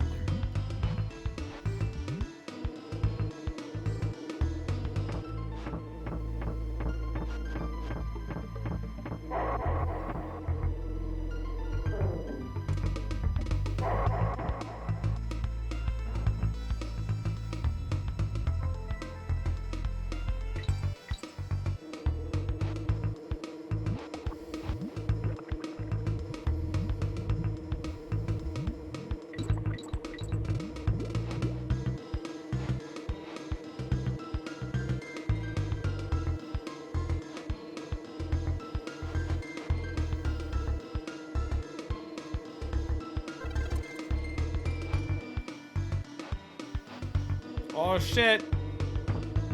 That counts. It's fine. It's fine.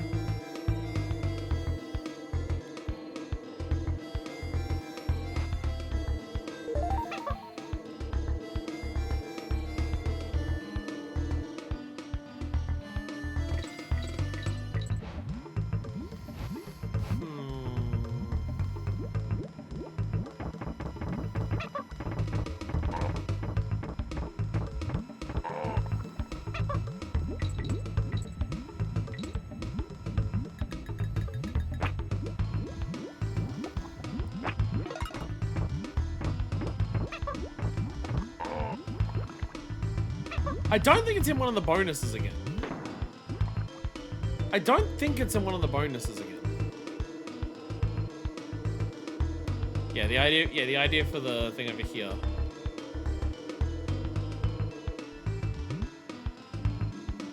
Because then you dodge both of those.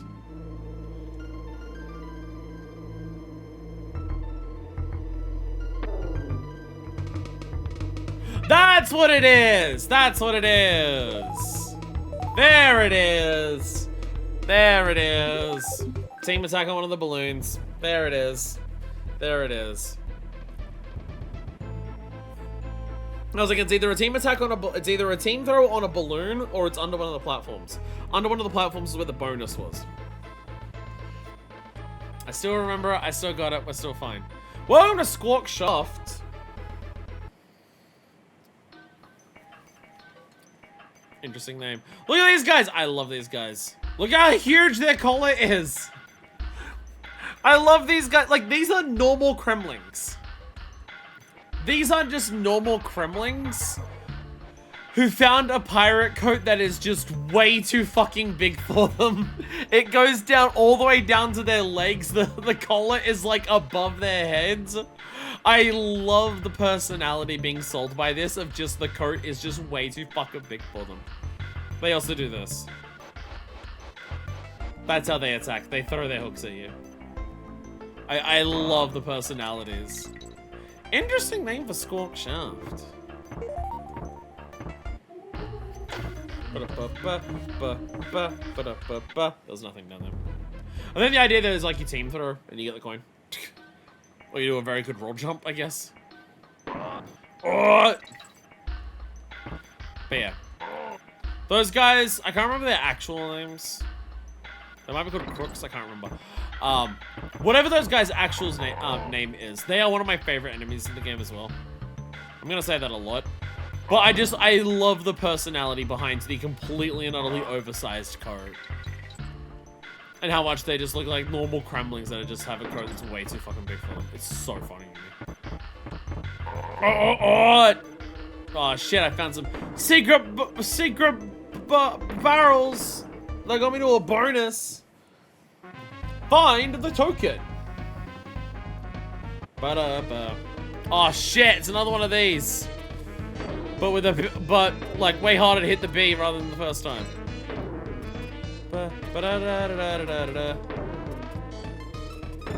There we go. Yay! Yay! I don't remember if that's RNG or not, which one it's in. My brain wants to say it isn't, but it totally could be RNG, which one has it. I actually don't remember. Whee! Oi! Oh god. Part of the issue of using Dixie, she has a lot of end lag on her roll if you don't like do well on it. Bunk. There we go. But another advantage of Dixie is she can just do this. And I get when it comes to levels like this where there's just shit everywhere. Oh, here we go. So this is the tutorial for, by the way, they can go into their barrels like that. That's the explicit tutorial. Team throw the other Kong in there and they can get into it. I love these levels so much. And I've definitely played DKC 2 way, way, way more than DKC 1. I've played DKC 1 a good amount of times, don't get me wrong. But I've definitely played this way more. I've definitely played this way more. That being said, like DKC 3, which is by far my least played, because I played it after the other ones, like by a long margin. Yay! More team attack throws. More team throws. I've still probably played DKC 3 like 6 or 7 times in my life, like all the way through. Find the token! I would have to wonder if it's possible if like playthroughs of this game like surpass 20 at this point. Because if we're just talking about stuff that I've put onto the internet in terms of my playthroughs, I think this is the 5th. If we're talking about the number of times that I've played this on the internet, I think this is number 5. The big question is, will there be a number 6? Because it was the second thing that I did on my first channel, because that was playing Donkey Kong Country 1, 2, and 3. Like, for my very first things on YouTube. I believe I replayed it on that channel with someone else. Like, we did co-op. Squawks! And then I was and then I played it on this channel when I first started. And then I did the 10-year anniversary for this, and now I'm doing it now. I don't know if there'll be another excuse to do it after this, though. Unless we just do the legacy again when Link Bonanza 2 comes out. Welcome back. By the way, welcome back, Squawks. An animal body from the first game. But in the first game, Squawks was a baby. Squawks could only hold a little light for us in one level. That was, what's the next anniversary? Give it a year or two and it's Donkey Kong's 50th.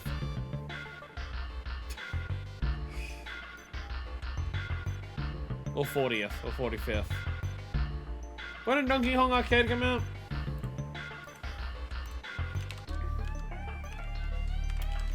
When did Donkey Kong Arcade come out? 81. So yeah, give it 5 years. Give it 5 years and we'll hit the 50th anniversary of Donkey Kong. But yes, so Squawks in the first game was a little baby, could only hold a torchlight in torchlight trouble. Squawks has grown up now. Squawks can now carry the Kongs. Also helps that Donkey Kong's not here. Carrying his fat ass. But Squawks is here. You can now flutter around with Squawks. You can mash up, you can fly, you can go down. And remember Necky Nutmare? Remember how much of a pain in the ass Necky Nutmare was causing us? We can now do the same thing. We have another projectile spam character. Hell yeah. Press Y to spit eggs, nuts, coconuts. This has been in contention for a while. Once again, if you're at a Donkey Kong Country trivia night, after getting asked the name of this game, you will get asked, what does Squawks fire? I'm not sure of the correct answer. I'm pretty confident it's nuts, though. By the way, Squawks can do this, and it's really funny. Because the nuts angle up when he spits them, and you can like go right underneath there, because it's like a single thin line for platform protection. Yeah, you're gonna shoot him in the back. Don't even worry about like trying to be honest. And also they arc down so you can like do lob shots from a distance. But yeah, really funny guys do that. Meant to be a challenge here of like avoiding their hooks and then getting the retaliation shot. But you can just ignore that mechanic entirely. It isn't required. Now these guys, it's a little hard to do that for. A little hard to do that because you know, they will actually fly. Oh shit. I turned the wrong way. There we go. I turned that way so my hitbox extended back further. Can I go anywhere here? There it is. There it is. One of those things where the game kind of cheats you. There is space over that way. There is space over that way, but there is invisible walls here. So you gotta work out that you go through here to get over to this side. Fuck. Donkey Kong Country 2 in particular loves fucking you around with how walls work. What is a wall that looks like it shouldn't be a wall? What isn't a wall, despite the fact that it looks like it should be a wall? That is not a consistent rule in this game. That is not something that has consistency in this game. The rule is fuck you. And it's awesome. I like the rule being fuck you. So for these, it's like safe to do because they're so far forward. They're so far forward on those, it's pretty safe to do. There we go.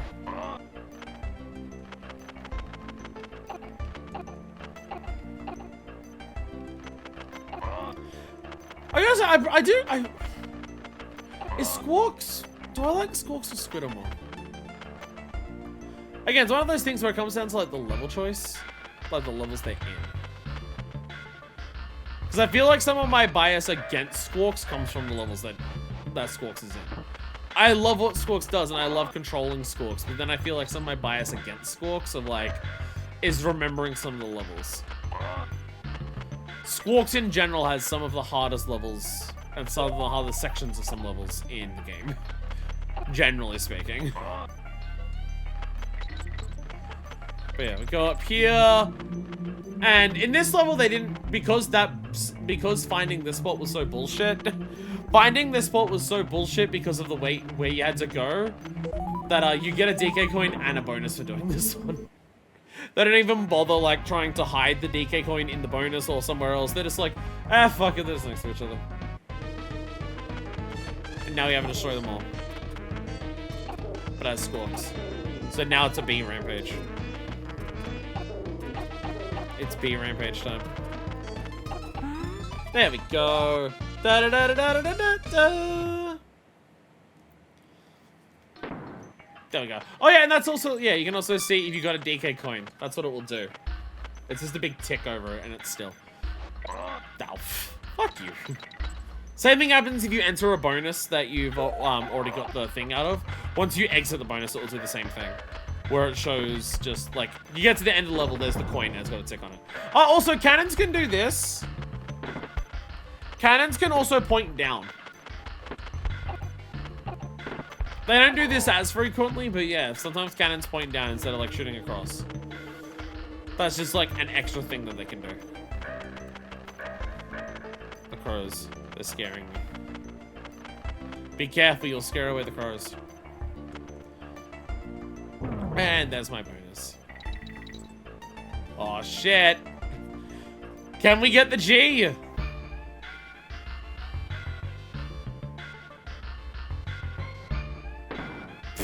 No, is the answer.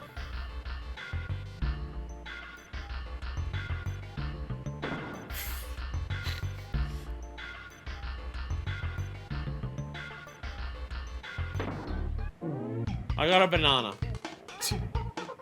I got a banana.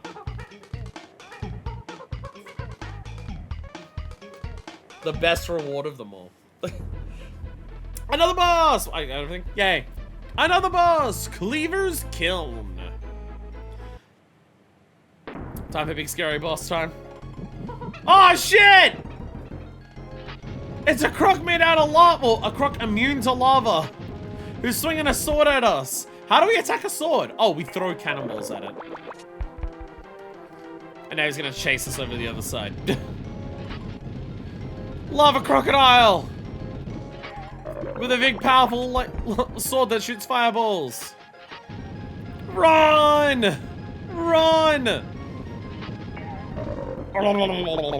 He's dead!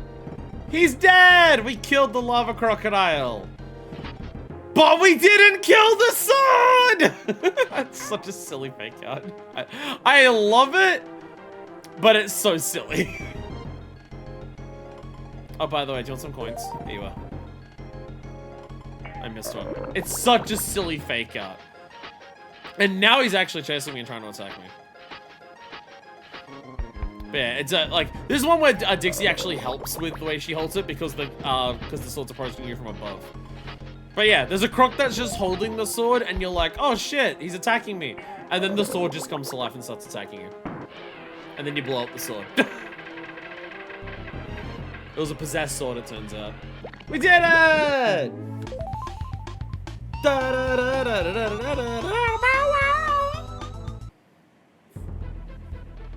We did it! Also, this game, unlike the previous game, it shows you on the world's map, by the way. Look! Why does sword have a bone? It's a skeleton, obviously. It actually shows you on the world map this time, if you've completed a world. So yes, we got every bonus and DK coin. It'll actually show you on the world map. It's so lovely. I love it. That's why it's lovely, because I love it. Anyway, welcome to Creme Key. I had no idea how to pronounce this when I was a kid, so I kept calling it Creme Quay. I called it Creme Quay a lot. And then one day when I was like older, I went to the city towards where the Sydney Opera House is in Sydney, which is a suburb known as Circular Quay. Spelled Q-U-A-Y. And I was like, why is it called Circular Quay? Isn't it Circular Quay? And they're like, no, you pronounce that word key. And so I immediately thought of the video game that I played when I was younger being, Oh, it's called Creme Key, not Creme Quay. Oh. But as you can see, the Kremlings take very good, they take care of their home very well. This is a very effective key. This is a very good dock for people to pull up on, to board this island. As you can see by the green water around it and the ship submerged at the key. And this is what it looks like when you're next to that submerged ship. Welcome to Florida. It's Barrel by you, son. Barrel by you, barrel by me. That's a reference. That's stretching it. Welcome to the swamp level. Welcome to the swamp level. Oh, yeah, also that happens if you jump on enemies in this game. You drop the barrel and then it rolls instead of just like immediately breaking. There. I love the music here because this is one of the more ambient tracks in the game. The music picks up as it goes on, but this one has more ambient sounds. Okay, so you might be looking at this barrel. And you might be wondering, what the fuck does it mean 5G? Is this that barrel that turns you woke and gives you trans? Because it's a 5G barrel? Unfortunately not. Unfortunately not. Unfortunately, this is not why Dixie is Dixie, as opposed to Dix? Bit doesn't play. You have 5 seconds. You can rotate the barrel freely. You can turn it how you want. Once the time runs out, it will fire. You can also fire it prematurely if you want to. You can also fire it early. But yes, we have free control barrels. We have a limited time to aim properly. We are getting very funky when it comes to our barrels in this game. And it's awesome. No.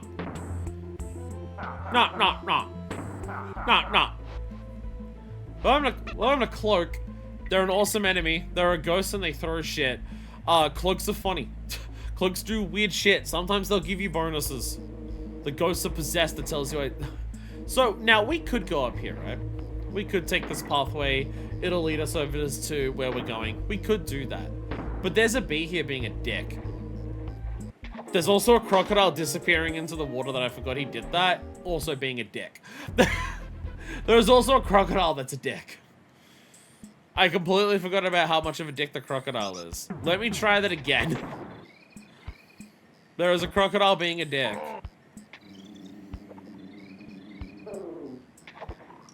Let's try that again. I love the enemy sounds in this game. They're so fucking good. They're so fucking good. I love the enemy sounds in this game. Both when they're just existing and both when you and when you attack them. So you gotta find the crocodile in the swamp water. Rambi! Hidden Rambi. Bam! Motherfucker throws bees backwards. What an asshole. What an asshole. Who throws bees like that? So the first guy just flew away. This guy's a dick though. So we're gonna kill him. Oh! Fuck that, we don't care. Alright, we've got 2 seconds. Aim it properly. There we go. Whee! Whee! Got a couple seconds. Oh, we got Rambi! We can get that, we can get that. Let's go. No. Asshole. Asshole. Alright, here we go. 2, 5, 4. Ah, there we go. We're doing fine. Oh, shit, there's a bonus there. There's a bonus there. How do we get that? Oh, well, I guess we can't bring Rambi here. Yeah, DK... When I say that DK coins can be anywhere... When the phrase DK coins can be anywhere in a level is said, we're being very literal with this. DK coins can be fucking anywhere. The idea is you get to this point in the level and you see the no Rambi sign and go, wait a minute, where the fuck was Rambi? It's awesome. Why have you got arrows? I'm gonna chase you. I'ma chase you. I'ma chase you. Treasure chest! Hey, there's our cannonball. So you can already see that our bonuses and secrets are starting to get pretty creatively hidden. Again, in the first game, there was a number that were really cheap, and don't get me wrong, there's definitely cheap tricks in this game as well when it comes to where bonuses are hidden. But I feel like just a lot of the bonuses in this game are way more inventive of where they are, while still being completely reasonable to find. Like, there's literally an arrow here to, like, give you a hint that, huh, this guy flies off to the left, as opposed to just going up in the air. Maybe I should follow him. You know, there should be a cannonball somewhere, and it obviously can't be past these barrels, because you can't get back with that. You see a no Ramby sign, you go, oh, there has to be a Ramby somewhere. I guess that's why all the bees were there before, because Ramby is meant to kill the bees to get some of the stuff behind it. Anyways, just hold the alternate direction. They point the barrels away from each other, just hold right and you'll land in it, it's fine. But we also have this. But we also have this. Oh my god, a treasure chest! But now I need to break it.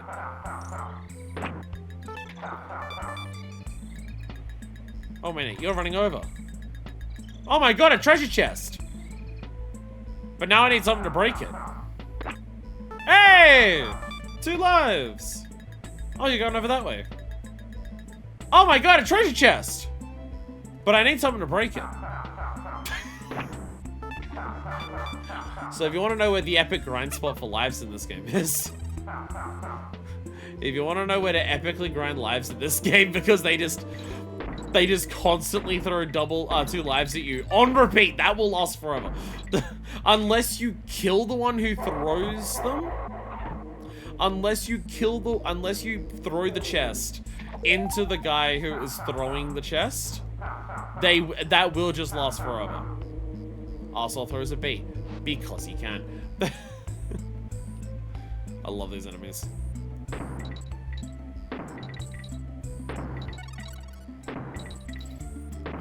This always scares me. This scares me a lot, always. Do this quickly, he will throw a bee. He eventually throws a bee to block the bottom. You can still team attack and throw around it, but the idea is he throws barrels and you jump off a barrel in there, or you can team attack to get in there quickly. So now we just have a quick barrel course to navigate through. Navigate here. Boom! There we go. Yay!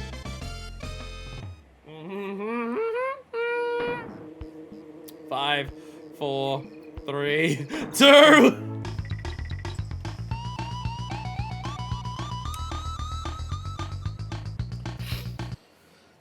Yay! Welcome to Glimmer's Galleon. We have another water level.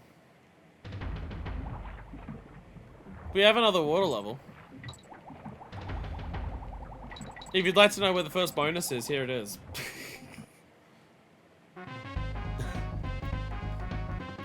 There's the first bonus. Where's the token? Fuck you, find out.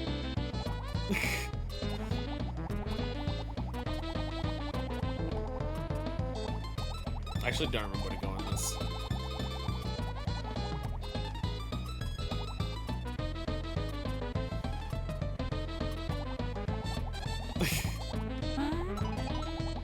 There we go. When I say this game likes its invisible walls. Or visible walls, but aren't actually walls. Yeah. Yeah. So it's a dark, spooky level. Also, I love this croc. Underwater croc. Underwater croc, he's walking very slowly. He's struggling. He's struggling down there. There we go! So, Squawks lost his job with the torch. It is now Glimmer. But as Glimmer is a fish, it only works underwater. There's something else, isn't there? Is it up here? There it is. Wait, no, here? There we go. 2! There's a couple of hidden rooms in here that have got stuff like that. I believe it's meant to be a reference to, On Guard's bonus in the first game, where like around the corners there's like the 1, 2, and the 3, and then the big times bonus one. On Guard works out of water. I think this fish is just lazy. Well, On Guard works out of water, but like tiny little juts at a time. Yes, we have another limited light level. Though being underwater does make it a lot harder. It being underwater, and because, like, these levels fucking love their invisible bullshit, it is definitely a lot harder for some rounds. I believe we need it on guard, and I believe it's another bonus. I believe we need on guard to supercharge into that. I could be wrong. But I believe that's what's happening here. Ow. Fucking hate lockjaws.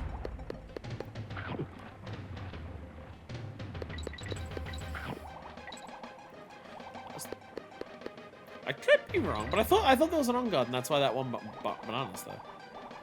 Unless I've passed what on guard already is, which is very possible.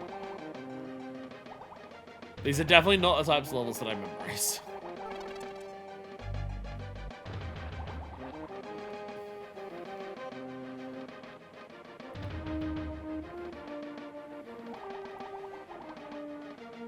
We'll be fine. We'll work it out. If I get to the end of the level and I don't have everything, then we know. Once again, you just go through boxes all the time in these levels. Like they do, like there's a lot of levels outside of water where there is also just like a lot of like fake walls. But the water levels are obsessed with them. Absolute fetish material. We're going through these, we're going through fake walls.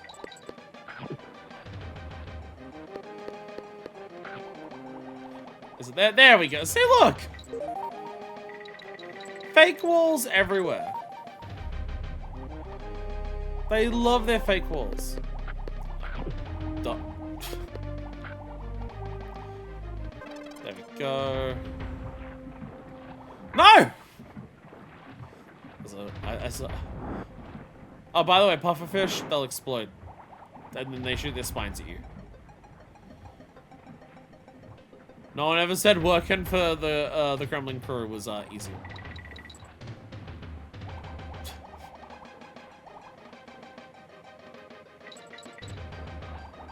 Coin. I'm stuck here though. Shit! Get me out of here! I feel like I'm missing on guard. Although it's possible, maybe you don't get on guard this level.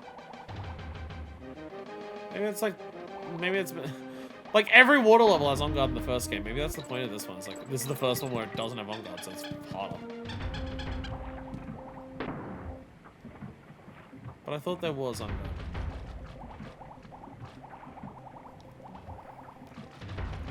Again, a level like this is way harder to memorize. It's pitch black. You're going around it like the directions you go are not always consistent. Shit. Like you're going up, down, left, right. You're changing directions that you're going in all the time throughout like the entire level. There's the darkness to it. These are the levels I do not remember. Damn it. Like every water level in this game kind of blends in my mind in terms of like where the secrets are. Like, oh yeah, I remember there's like there's this type of secret in a water level. There's this type of secret in a water level. And I do not remember which level each is in at all. Oh yeah, also you don't know where the pufferfish are gonna be cardinal into cardinals. Can you tell I play Final Fantasy XIV online? So when they explode, be careful. It's not RNG, it's set per fish. Each fish either is cardinal or intercardinal, but I don't think there's any visual tell when they first explode. You just have to watch and just be like, where is it? You just have to make sure everyone goes out to their spread spot, their clock spots. So when the spread mechanic hits, everyone's safe. After lockjaw rampant.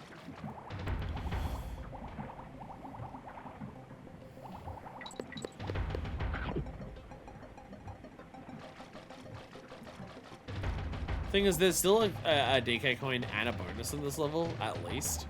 And I have no idea where the fuck they are. I've got absolutely no clue. Fuck.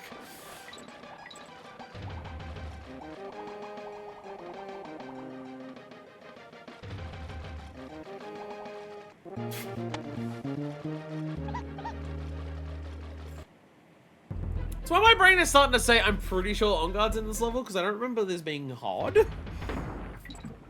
I remember being hard to remember the stuff in this level, but my brain kind of remembers this as being one of the easier levels, but I'm getting my shit rocked. Go away, Lockjaw.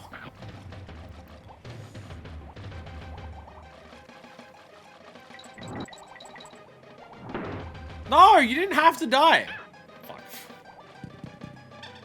Well, thank God. Thank fuck.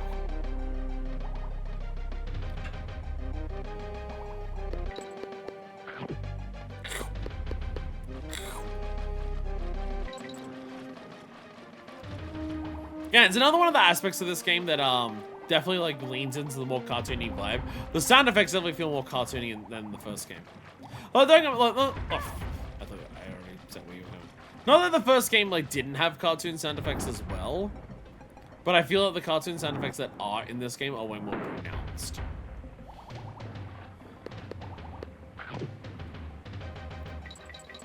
Okay, there's another bonus at least. There's another bonus. Find the token!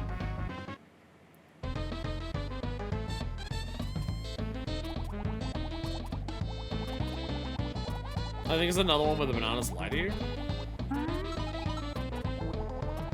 Yeah, I think it's another one where the bananas lie to you. There we go! Where the fuck is the DK coin?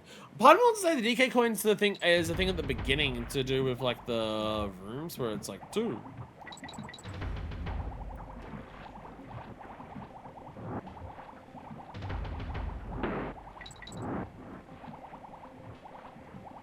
No idea where I'm going, by the way.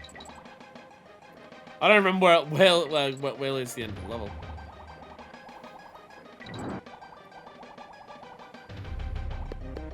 I found a G. Cog.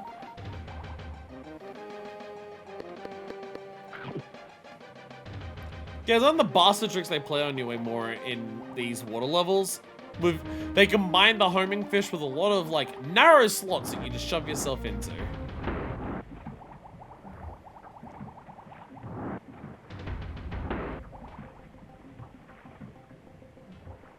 I love doing it.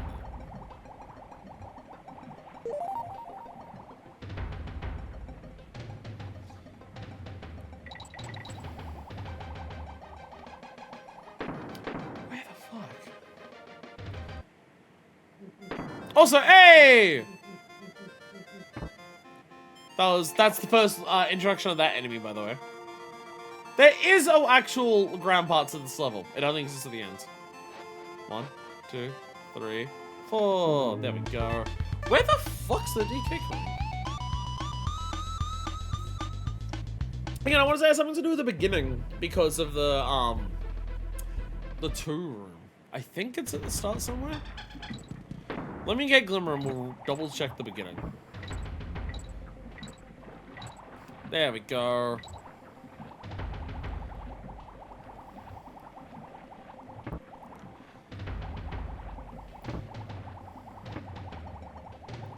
So you can see bananas there.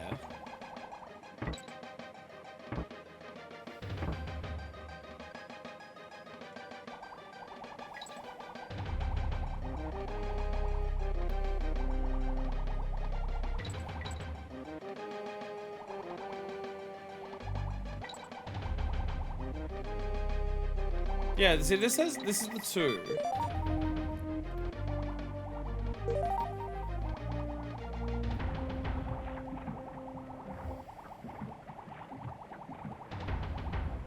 My brain wants to say something to do with this, but I could so easily be wrong.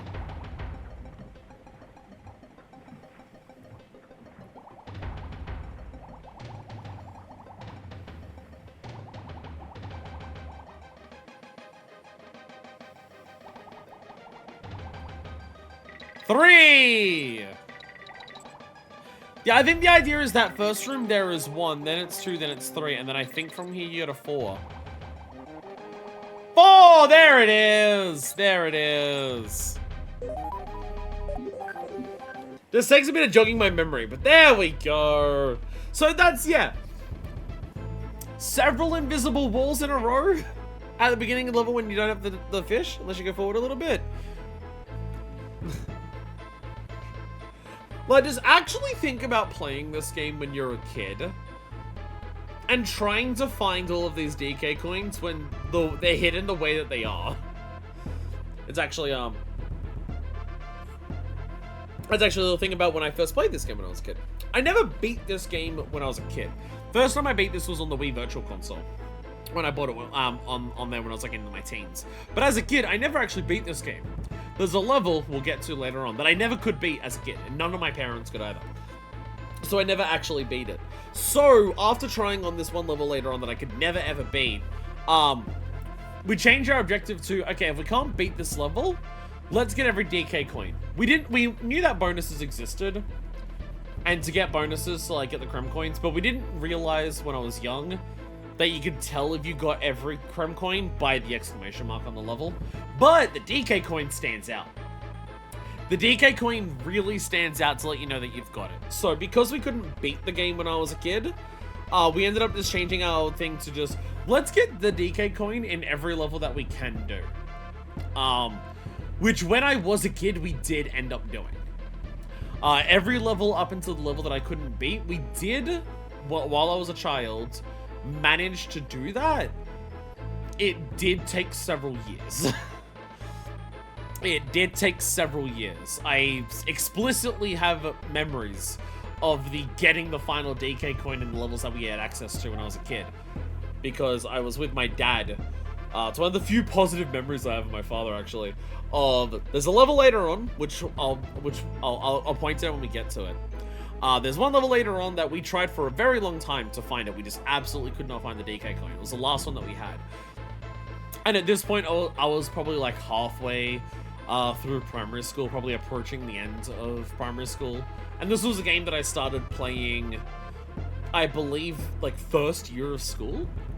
I believe I started playing this first year of school. I'm trying to think of like timeline-wise.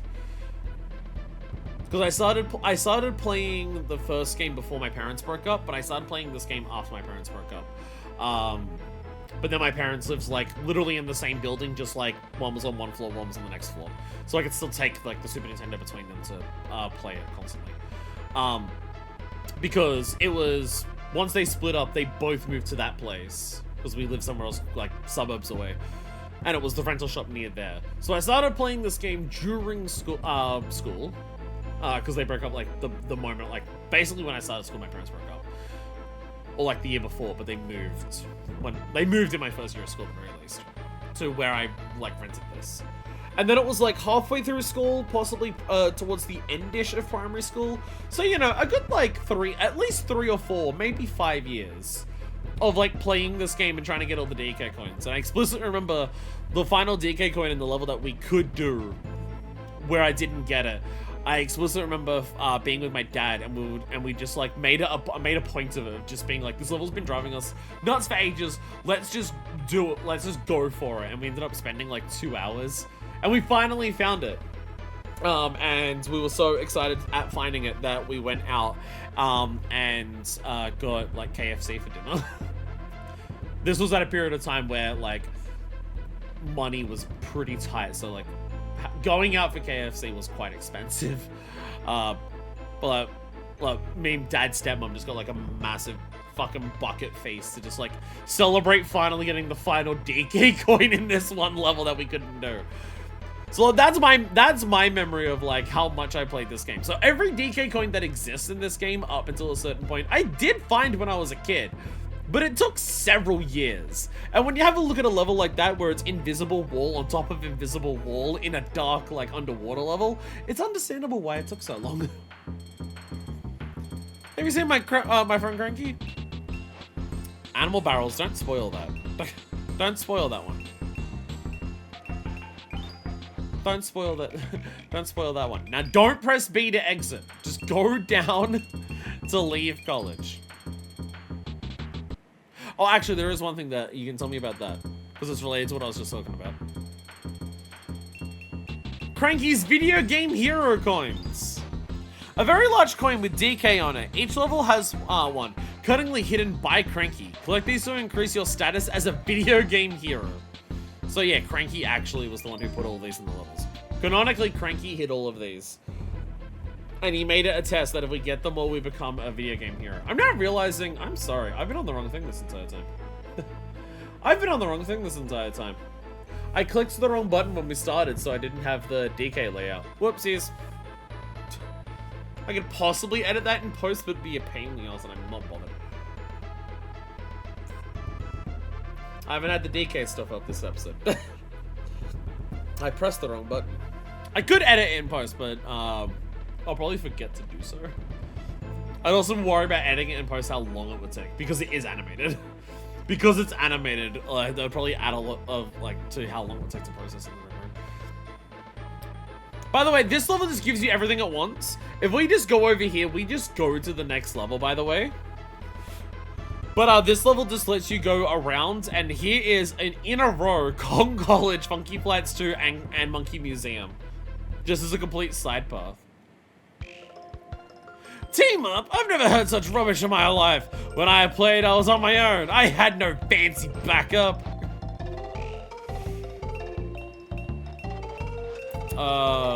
You have so much advice and so much money. Bye. Don't be surprised if I'm gone next time. I'll be in a real game. The amount that Cranky just shits on like this is so fucking funny. But like, this game was made in the 90s, but the idea of the old-ass boomer who just makes fun of, like, all new games and saying only old video games were real video games.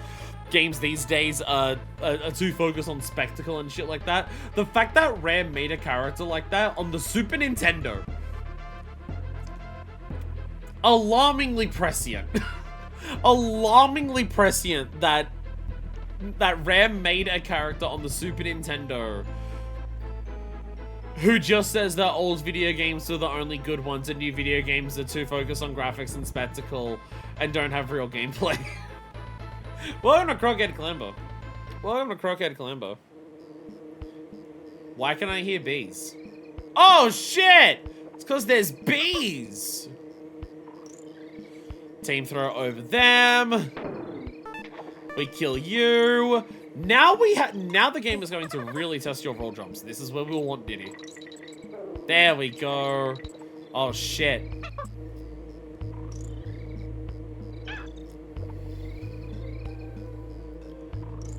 We fucked up. We fucked up. Here's Cutlass, by the way. They come and stab you and they get this all stuck on the ground and then you laugh at them. It's alright, we have another shot. We have another shot. It's okay. No, we don't, because the dragonfly's gone. No, we don't, because the dragonfly's gone. Welcome to Crockhead Clambo.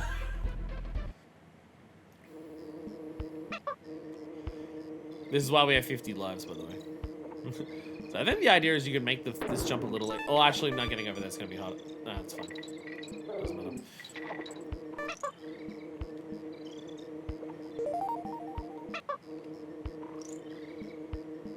Go. This is a very, very, very durable treasure chest, but DK coin! DK coin! Yeah, you think hiding a bonus just behind the star is enough? No. Behind the bonus, team throw, do a roll jump, do more precise team throws. Again, this is the type of shit where, like, this is why it took me my entire, like, so much of my, pardon me, childhood years to find every DK coin in this game. Anyway, welcome to the swamp. Welcome to the swamp where reeds grow so big that they hold your weight and you can climb on them. So once again, welcome to Florida. Boom. Alright, how good are you at timing your throws? Oh! Also, little detail here that I like. I like how the reeds are actually animated. They do, like, bend back and forth slightly. Until you grab them and then they become completely static. Because I don't want to animate them while you're on it, because otherwise it just wouldn't work. But they are slightly animated when you're not on them. Not many platforms in the game do that. Ow. Boom, boom, boom, boom. Once again, where Dixie comes in handy. Introduce your friend to some lol sauce. Timing. So I feel like you compare the type of platforming, like we're in World 3. Compare the type of platforming that we do in World 3 here compared to the type of platforming we do in World 3 in DKC 1. And it's one of those things where I've played this game so much that, like, you know, I kind of like speed through a lot of levels, getting hit on a couple of times. But it's the type of shit where I think about it and I'm just like, there is actually a lot of ways that they amp up the difficulty of this game quite a lot, even early on. No Squitter, why is that not allowed? There we go. Because Squitter's hanging out and next to us. Yeah, so they just give you Squitter just for a bonus. You get Squitter for a bonus, and then you beat the level. Now you no longer have Squitter, but you do get a life out of it. Kill the Cutlass. And if you're wondering, it is Cutlass with a K. Croc Barrel. It is activates crocodiles. It activates crocodiles so you can jump on their heads. It's time-based, so when you jump on it, it will, like, the crocs will appear because you hit the barrel that tells them it's lunchtime, I guess. And then eventually they realize you're lying and then they will just sink back into the gooey ass swamp water.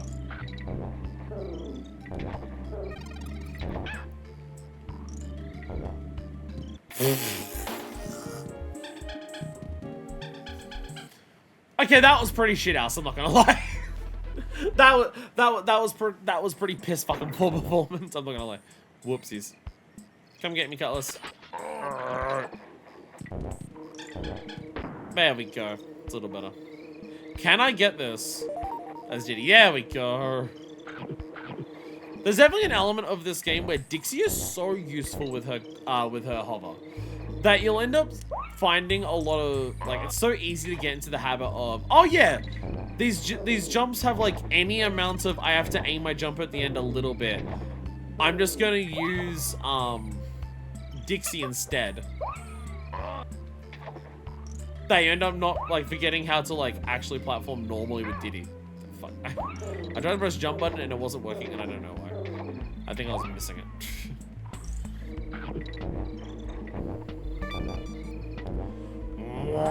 There we go.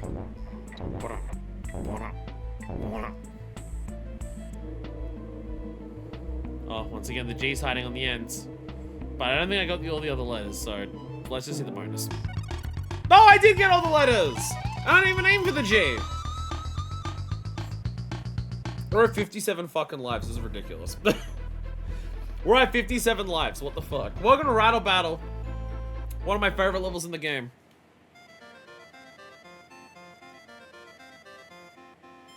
Fuck.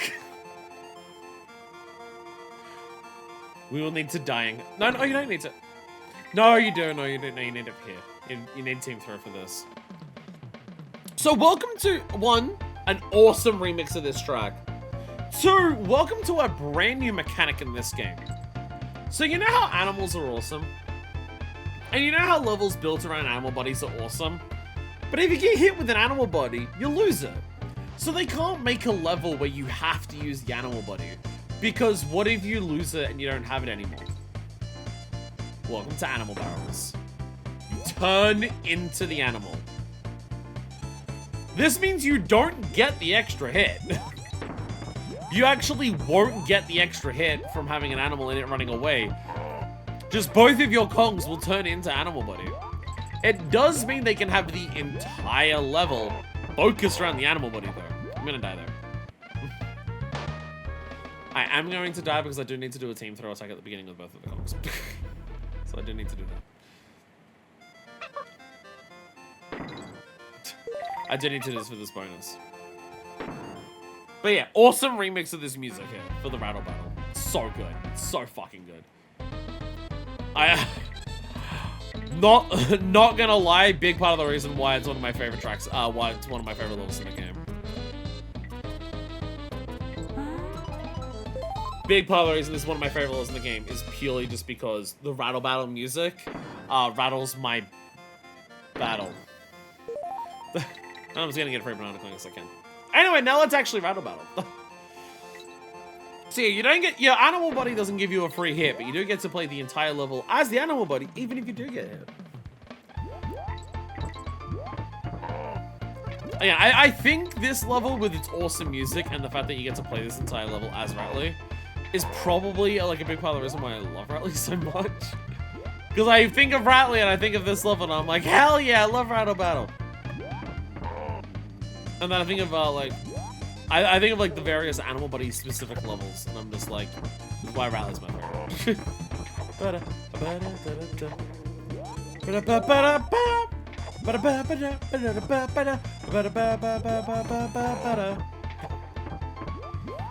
Well, you got like all the jumping rocks, you gotta navigate around, you gotta like actually use bees to platform. Like, it's not just, oh, here's a bonus for, like, if you have the animal buddy still, you can get a bonus with that. Hey, I recognize 3 bananas coming out of an event like that. Oh shit, it's time for more bonuses and secrets. That didn't give me a bonus or a secret. But I bet if I go this way, it does. There's a bonus barrel there, you just can't see it. Find the token. And now we're back in top cell trouble.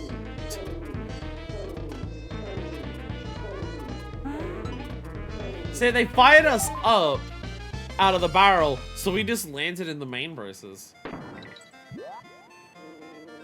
It's like visual storytelling. They changed the archetype mid bonus to get across the idea of us traveling. There's the O. Hey. Like, I love the way they scale these jumping enemies to like really fuck with us.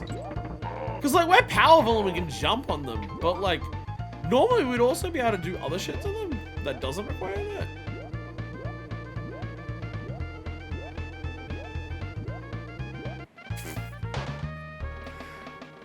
The head detection on the edge of the ledge is a little funky. There's a, I gotta jump on the B first from the top, so I don't have to worry. There's a thing that you gotta jump to over there, but it requires a big jump. And I don't want a big jump or like jump into the B. So I gotta go up the top, the B comes out past the barrels ever so slightly, jump on it there so I can go down and jump freely. Without having to be scared of like being myself. I hate being myself. Why do you think I act the way that I do when I'm on stream? Ew! What? No. What?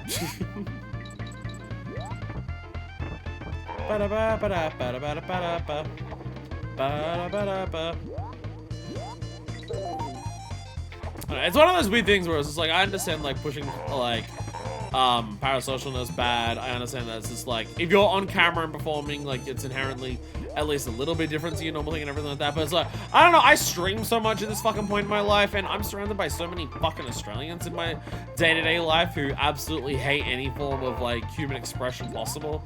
I don't know, I'm almost at a point in my life where I'm just like, I think my truest self is when I'm on stream. But that might be a more distinctly unique Australian thing, because being yourself in any other context in Australia means people absolutely fucking hate you and want to kill you. There we go. That's why he's trying to get version 2 LV. I prefer LV3. There we go! DK coin. DK coin. Again, the only hint for that is that there's like a little banana down there.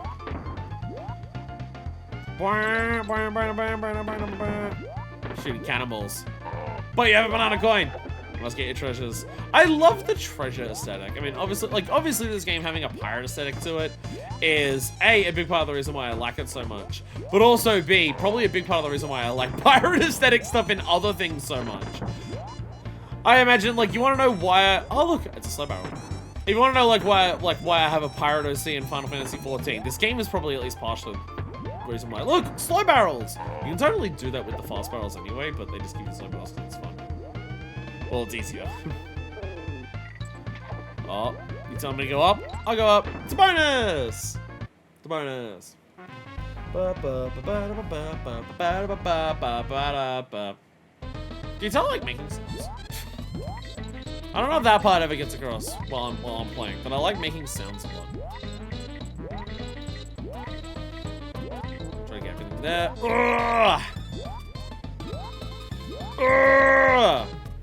And then There we go. Yay! Yeah! Rattly super jump, let's go! Green Crocs jump really, really high. Look at him go. I literally think the guy's jumping so high he's gone off the edge of the screen and respawning. Very silly.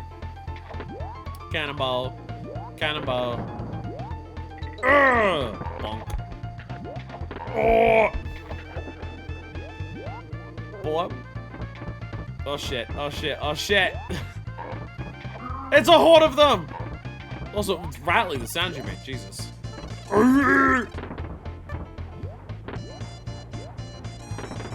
Say like they make like with the having the rattle battle stuff like this, they can make you have to do a jump like this where you jump on the barrels coming out of a cannon. That didn't work that time. I was a little early. I was a little early, so instead of jumping on the barrel, I got shot by the fucking barrel.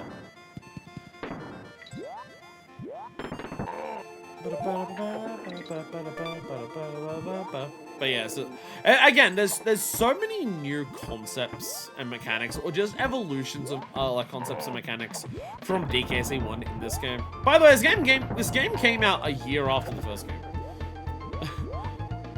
First game came out in 94. This came out in 95. I believe also 3 came out in 96. You know, back when they made real video games and they crunched the shit out of their devs to put out sequels every year, and those sequels had to drastically change as much as possible.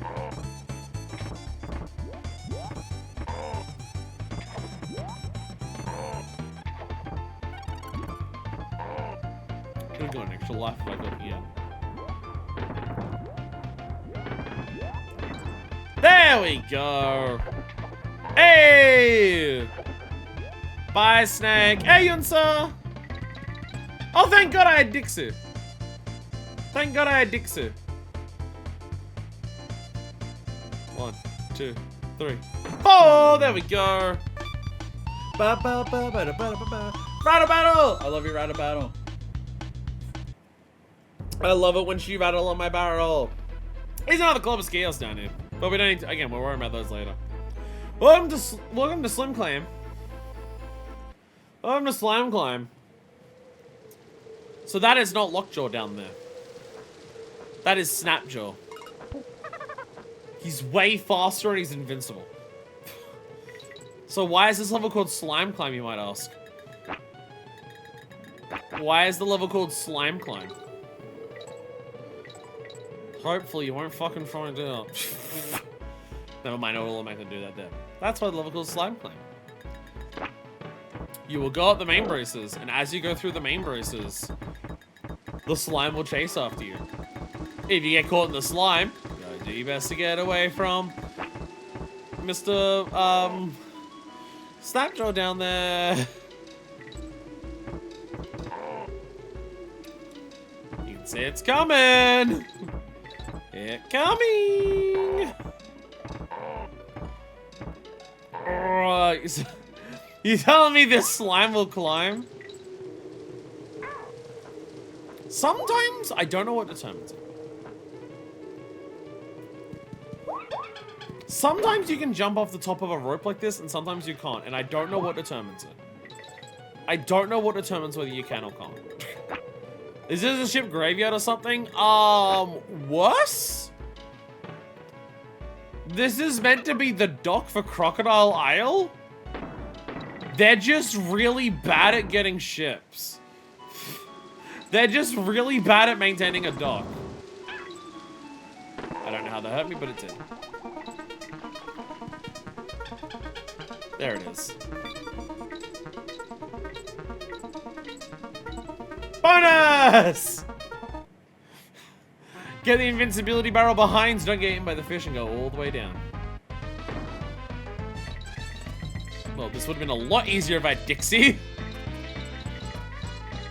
But it's okay, there are hooks down there, so we can at least... As long as I get the hooks, it'll be fine. There we are.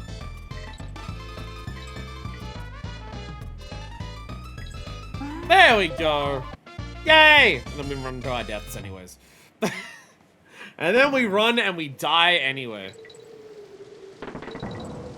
Glad I got that, because like, I remembered that was a thing to do at some point, but I didn't remember where. Wink.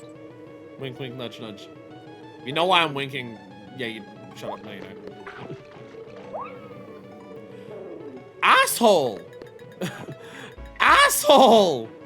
I dipped my toesy woesies in there, bruh! Bruh! You dipped in my toe!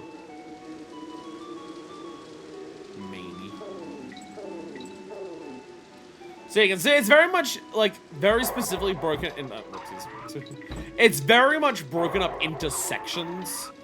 Once you get past a section, it'll, like, rapidly catch up to you.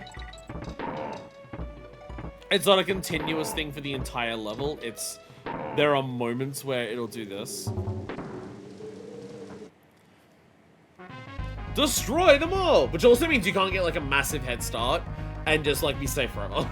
You sometimes buy these ship every time they sink one. I don't think they get guessed anymore. Is the thing. They had one ship before, and that was the Gangplank Galleon. And the side of this game that starts with a hole in it, because of the way they tried to bring it in. Well, we've wasted one of our cannonballs. So I fuck up this one. There we go. I'm pretty sure there's a bottomless pit down there, so if you throw those cannonballs and miss, you're not fucking getting them back. And thank God. There we go. It's another one of these. Because past the finish is the DK coin! You go past the finish for the DK coin. Okay. Banana coin!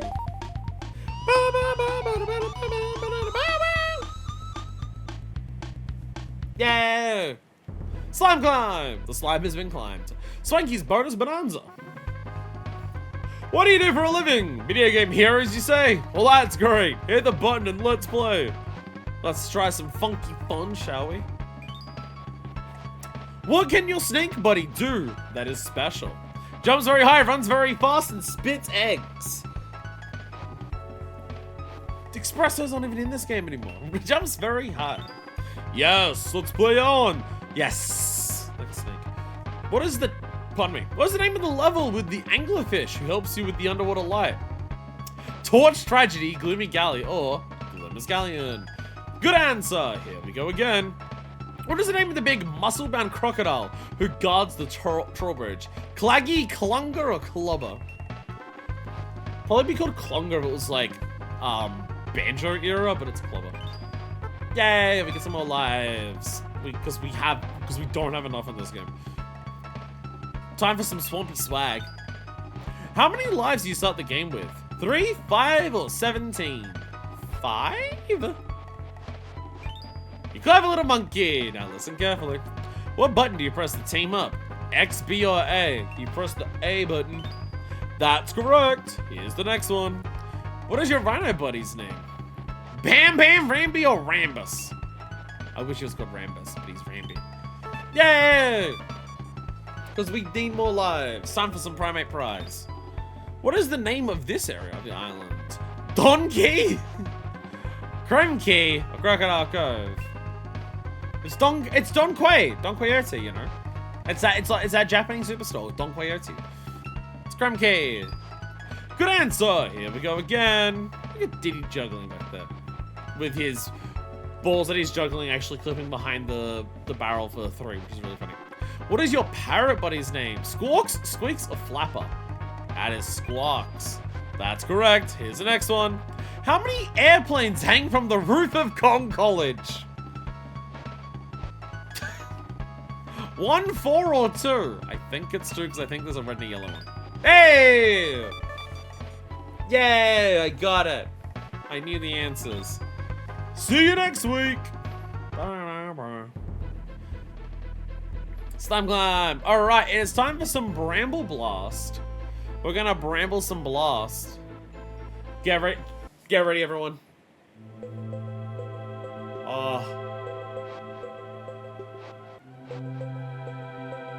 Here it is. The theme of Internet Checkpoint. I was gonna let it vibe for a bit.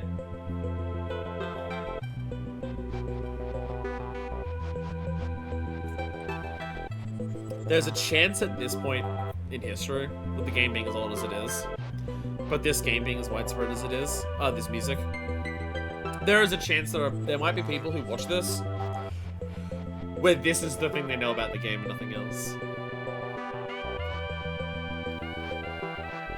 This is the Sticker Brush Symphony.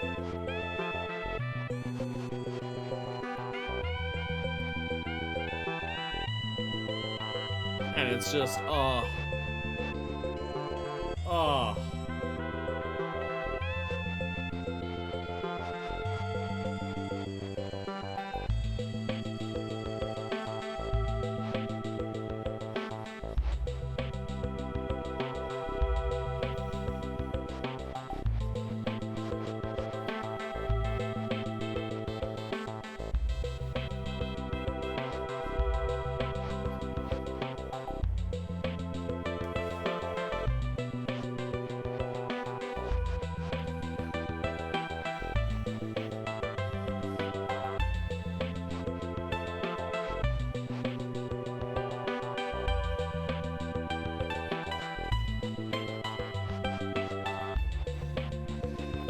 Unreasonably good soundtrack for a platformer about monkeys.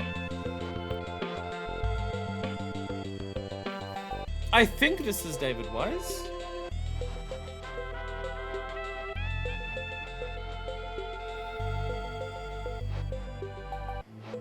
I think this is David Wise.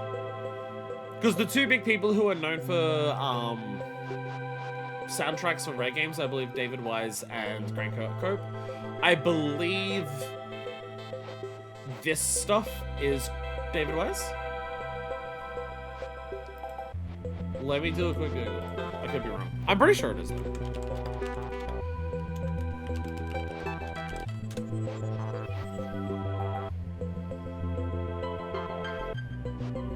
Yeah, David Wise, yeah. Yeah, this is David Wise. Yeah, it is David Wise, yeah. It's just like, again, the music in TK7 is good. It's full of ambiance and like it sells the atmosphere of it a lot. The music in this game, like this is still very ambiance in it, but they really push the music to the forefront in this game.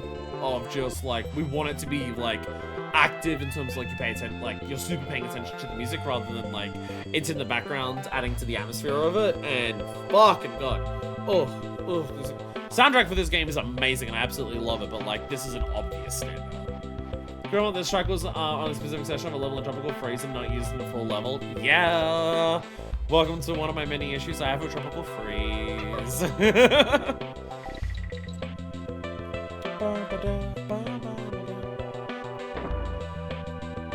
Now, unfortunately,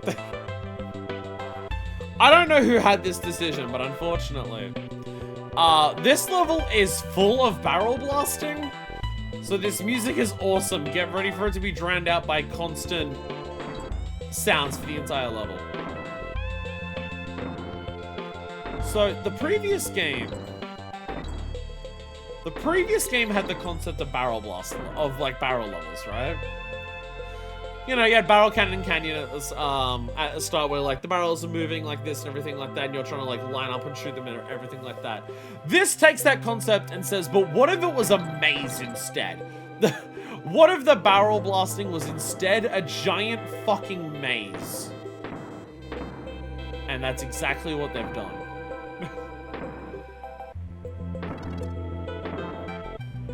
You'll absolutely notice certain barrels don't rotate in every direction.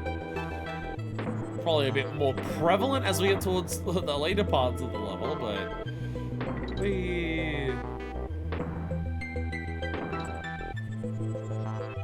it gets a little silly.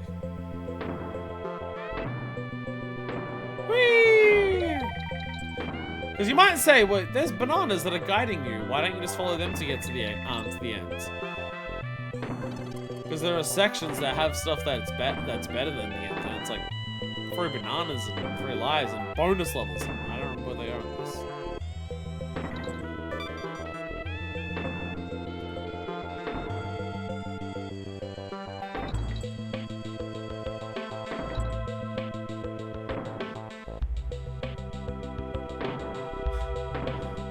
But I go there and I'm like, I'm pretty sure that advances the level, but I can't remember if there's anything else that you want to do first.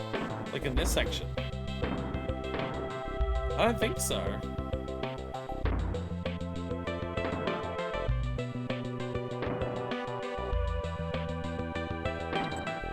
But yes, brilliant trick of David Wise to compose this music for a level that is stressful like this.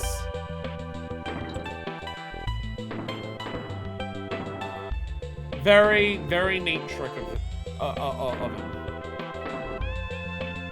So as you can see, I go here. Don't need help me.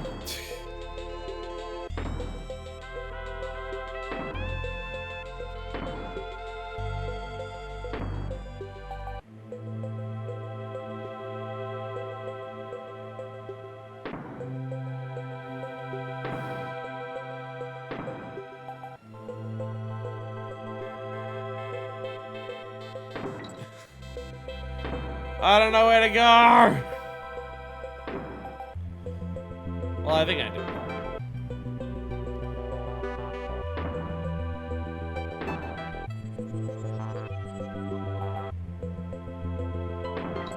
There it is.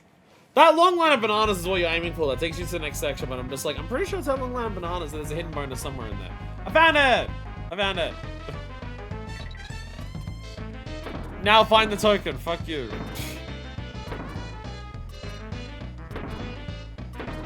Somewhere in this bullshit.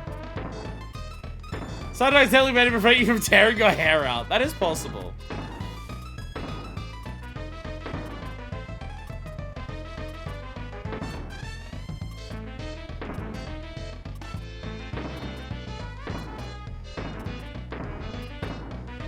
There we go.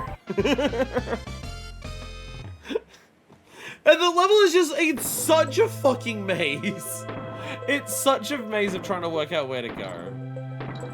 Like, I love the level, don't get me wrong. I think it's a really clever idea for a level to do this.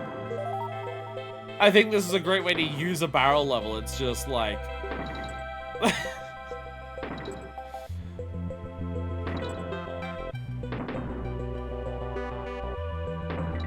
My God.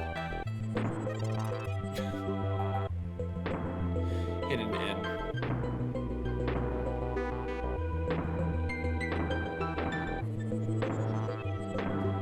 Yeah, if you go up that section, it's nowhere near as bad as the Ice Age Alley one in the previous game, but if you go through that section pretty quickly, that life balloon is there. It will fly away. I didn't even see that, and yeah, you're not meant to, I don't think. You're not meant to, I don't think. I think it's there to I think it's there to trick you to make you go it's meant to be a trick of like, do you even realize that those barrels can fire straight up? I think that's like the trick. So they just be like, oh, you can work out they fire straight up. Well, what's straight up in that one? Oh my God. Oh my God, platforms. Remember how they exist? Remember how platforms exist? I don't.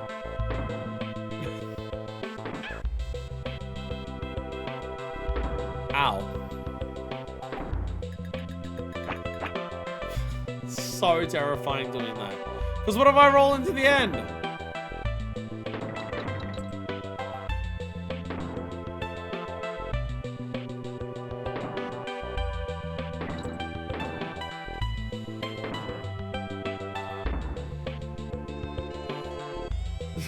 Hard to mentally keep track of this shit.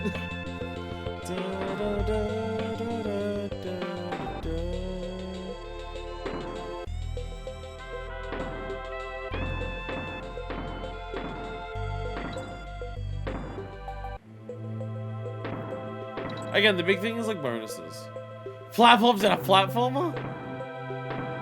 Well, like you spend so long not in them in this level that you kind of you do start to forget that they exist.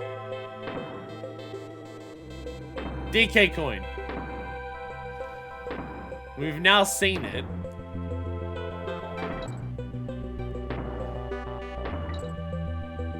Not done much else, but we've seen it.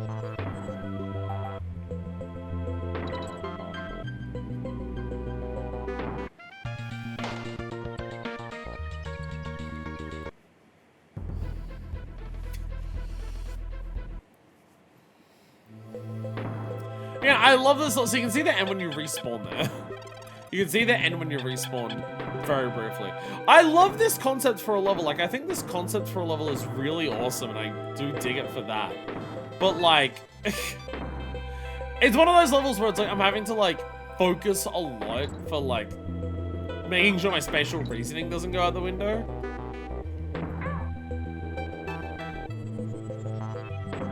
And it's mentally draining. What happened to DK in this game? He got kidnapped by Captain K. Rool. It's why we traveled K. Rool back to Crocodile Isle.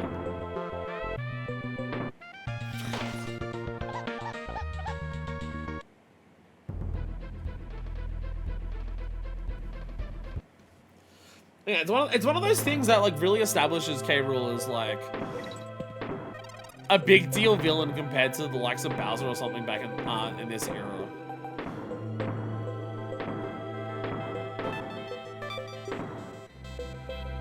Yeah, I think it's a big reason why despite it being not existing for so many years, why like so many people wanted K. Rool in Smash and it ended up happening. Because K. Rool's a character that despite like I was gonna say only existing in 4 games, but I think he's technically in 5 or 6. He's in one of the DS ones that we're gonna do later. I just don't remember whether he's in both, and if he's in and which one he and if he's only in one, I don't remember which one. But like for K. Rool only existing in like a handful of games, and they were like a really long time ago. For like a cartoony platform and Nintendo thing, he really does a lot to establish himself as a villain with like the you know the fake out that's in the first game that he does of like the whole ending sequence, the sheer like wild personality shift he gets in this by becoming Captain K. Rool. The fact that he kidnaps the guy that the name of the game the guy that the game is named after. Pretty sure Bowser's kidnapped Mario at least once. Probably has happened, but again, it's more so like imagine. I mentioned it earlier before you were here, Yonsai, so I don't blame you for missing it. Obviously. But like the way that I described it earlier was imagine if you booted up Super Mario Bros. 2.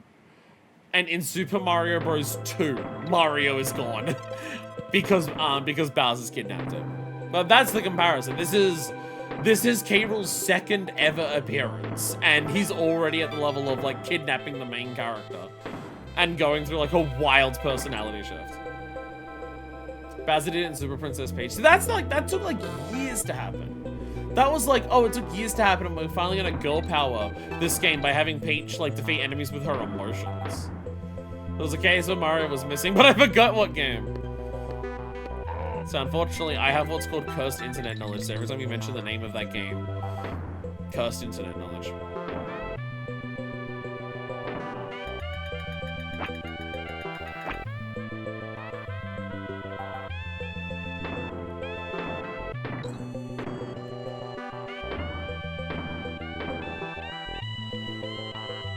Okay, so like I've seen people like react to like being like with confusion to like why is K. Rool in Smash? Like isn't he just like a Nintendo villain? And it's like, yeah, he's a Nintendo villain, so like that's where he belongs, like, you know.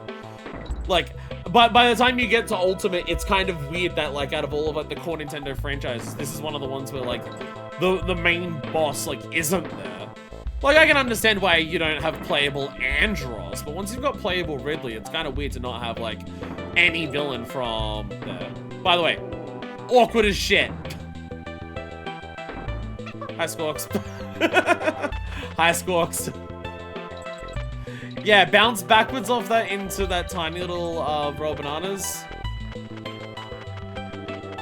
Hey, remember how we saw the DK going before? Ta-da! Ta-da! Ta-da! We found it. We found the DK coin.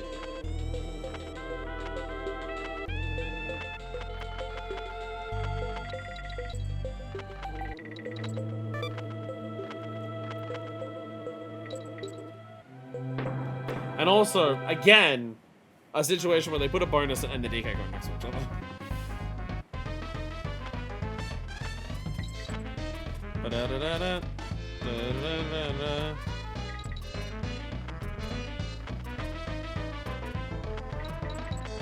You have to be careful, because I'm pretty sure if you fuck up this, you don't get to enter the barrel again. I'm pretty sure, yeah, fucking that up, I'm pretty sure you don't get to enter the barrel again, so you have to, like, die to get another shot at it, because this puts you, like, right above the ending. Yeah. Yeah. But there you go! Whole bunch of shit hidden right at the end.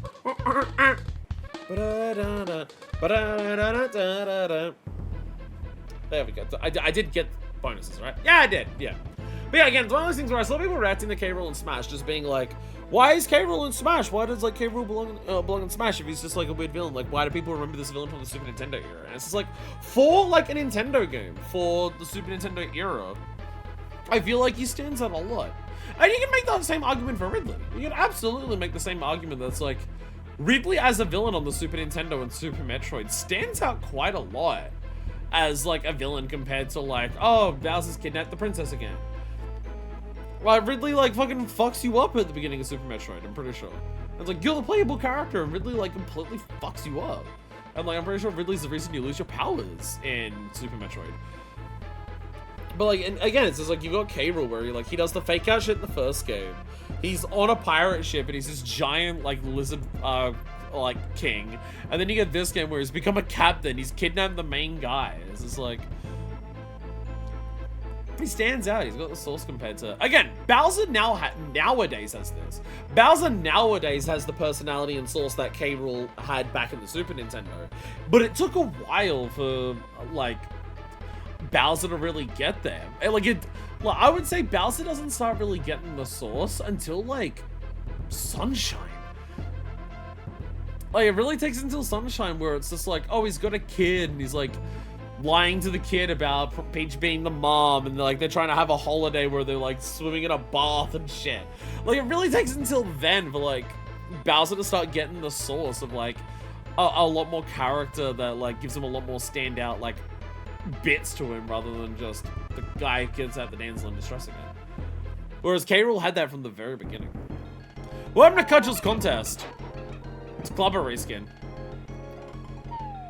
So this dude's gimmick is if you stand on the ground when he lands, he causes a shockwave and you get stunned, which basically means the next time that he jumps, he will kill you. And then you get TNT every now and then. So you throw it, you jump through, and he goes, oh. This is basically the boss fight. The boss fights in this game are marginally better than in the first. This isn't saying much, but the boss fights in the first game were very lackluster in a lot of ways. They're a bit better here. They're a bit better here.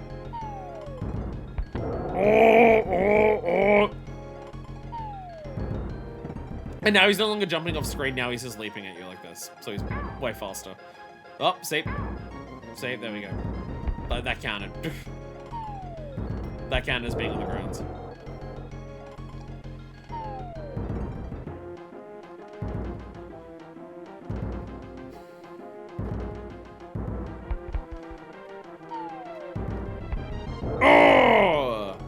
Because you also have to be careful, like, because eventually he'll do enough landings where the end of the landing is when is him swinging his club. Hey! And he explodes into the swamp. Yay! Now, if we want to talk about source, if we want to talk about stuff that's giving, like, Donkey Kong Country more personality and like, hey, this is the home world. Again, it's also a thing like in terms of the levels, like, you know, the fucking Toxic Factory, you got the pirate ship there, in the first game and stuff like that, where again, like, it takes a bit for like the levels that surrounds Bowser to become more interesting than just Castle with Lava. But like, if you want an idea of like, hey, this is King K. Rool's home. This is like his base of operations. What type of shit exists there? Welcome to Crazy Kremland. It's a fucking theme park. Now, we don't get to enter the theme park immediately because they have not taken care of this theme park very well, and it's been overrun with beehives. But there's a theme park in this game. We're in a Hornet Hole. Me, when I'm playing Silk Song and I'm trying to look up Yuri of my cart, and I don't know. So welcome to yet another level aesthetic. I love the look of this. The honey dripping on the screen is like, it looks so good. And also, it's just really nice to see just like zingers just hanging out in the background. Like non-hostile zingers are just hanging around in the honeycomb. They're just doing their thing. They don't give a shit. Some of them give a shit, but you know, not the ones that are hanging out in the background. Oh, also, here's a new mechanic. We have honey. You stick to it so you can jump up walls. But also, monkeys like honey, so they keep eating the honey. They like honey. And look, you can see lava! You can see bee lava! Larvae. And like, they're just hanging out there. But I think if you listen to Eggman when it comes to theme parks. So I would also say Eggman. Like, Eggman from early on is another character that I would say that like, has sauce in terms of just like, extra shit compared to Bowser. Find the token. Ba, ba, ba, ba, da, ba. We have a treasure chest, and we must destroy. So it says find the token, but secretly to destroy them all. Ba da da da da da da da da da da. Boom, boom. There we go, Crumb Coin. Yes, that is K. Rool's head with a big tricorn hat on there. For those, if you're wondering. Oh, by the way, second bonus. But what about second bonus? This is true. It's the other side of the level for some reason. Find the token! Can you jump? Can you wall jump? Apparently I can't. Apparently I can't. No, I can't. There we go. There we go. Ba-da-da-da-da-da-da-da. Whee! Anyway, there's 2 bonuses already. There's 2 bonuses. But also, honey, you'll stick to honey if you're when you're walking on it as well. You don't even get idle animations, except for constantly blinking, because you're stuck to the honey. So yeah. So honey on the ground, you'll have to jump off to move. Same with the walls, but you know you can use the ones on the walls to your advantage. But the ones on the ground, you get stuck on, and then enemies come after you. Even if you roll into it, like you get stuck at the edge of it. It's cool. It's cool. Cool mechanics. This is the giant fucking beehive. I love this shit. I love this shit. The music is very interesting for the beehive levels. I'll also say that. Like, it's so ominous. Oh, welcome to the hedgehogs, by the way. They definitely become a more common enemy as you go on. But welcome to these porcupine people. You can roll into their faces and hurt them, but obviously they're very spiky, so you can't jump on them.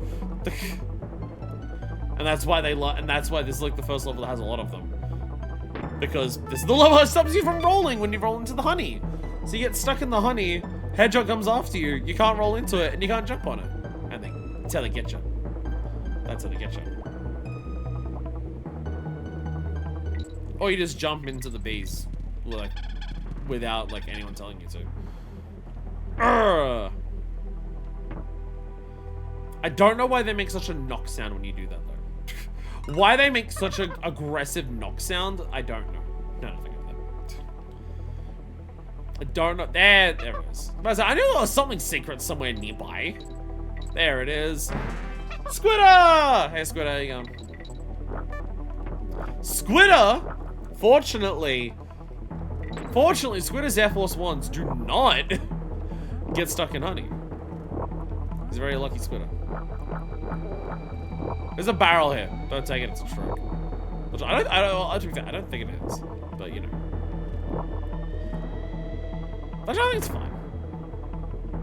Oh no, it's just the awkward landing at the end. There we go. Sorry, there we are.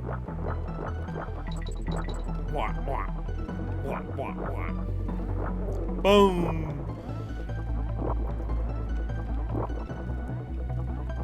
Music is just so ominous and scary though. Listen to it. Da da da da. Fuck. Ba ba ba ba ba.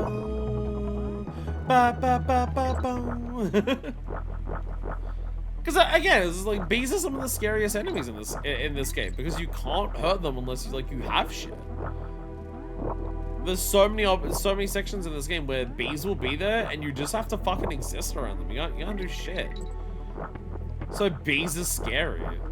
So they make the bee like hive music just. Oh shit. Okay. Well. Was Squidder before or after the halfway barrel? I think Squidder's like right here. Because I do need Squidder.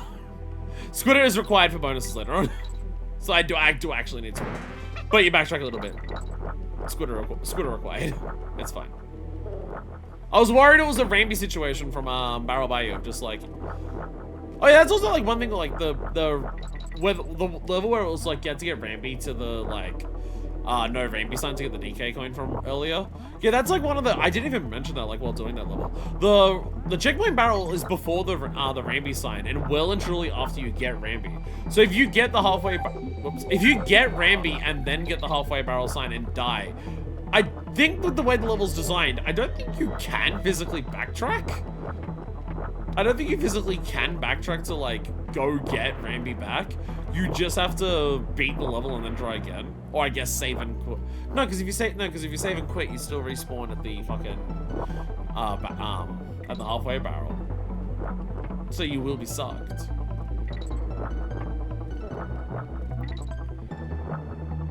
Is this one? There it is. Whee! Because you gotta shoot the bee to even get down here. And then over here, ta-da! DK coin. Yeah, you gotta shoot the bee to even be able to get down here. And then bonuses and DK barrel and DK coins.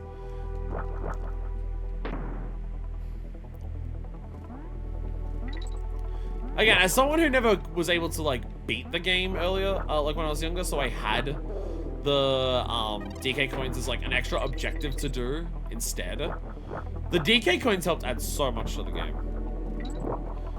Where it's like, okay, well, if I can't beat the game, can I do like a super hard, can I find a super hard secret in every level? And that's just like a really fun thing to find. Fine, that's all good. Again, some of the DK coins are a bit easy. Some of the DK coins are like literally next to other bonuses. So those take away a little bit from it, but having like normal bonuses that are normal difficulty to find. The bonuses are easier to find in this game in general, I would say, compared to the previous game. They're more telegraphed. You don't need to do as much ridiculous bullshit as the previous game to get like the normal bonuses, which honestly, thank fucking God, the first game was ridiculous. Got a bit ridiculous with them. There's still some in this game that get wild, but just to nowhere near the same extent. But then the trade-off is that you have the fucking DK coins, where their whole thing is just one super hard one to find in every level. Whee! That's another thing we can just skip an entire section. Though I think the Team Attack Throw also gets that because there's a hook there. And there's the nose squitter. I don't know if the glitch for the gold instruments also applies to this level. I think it's only the hothead one. So many G's. Did I get all the other letters?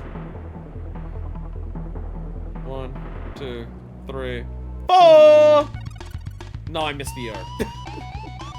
What a waste! What a waste! What a waste! What a waste!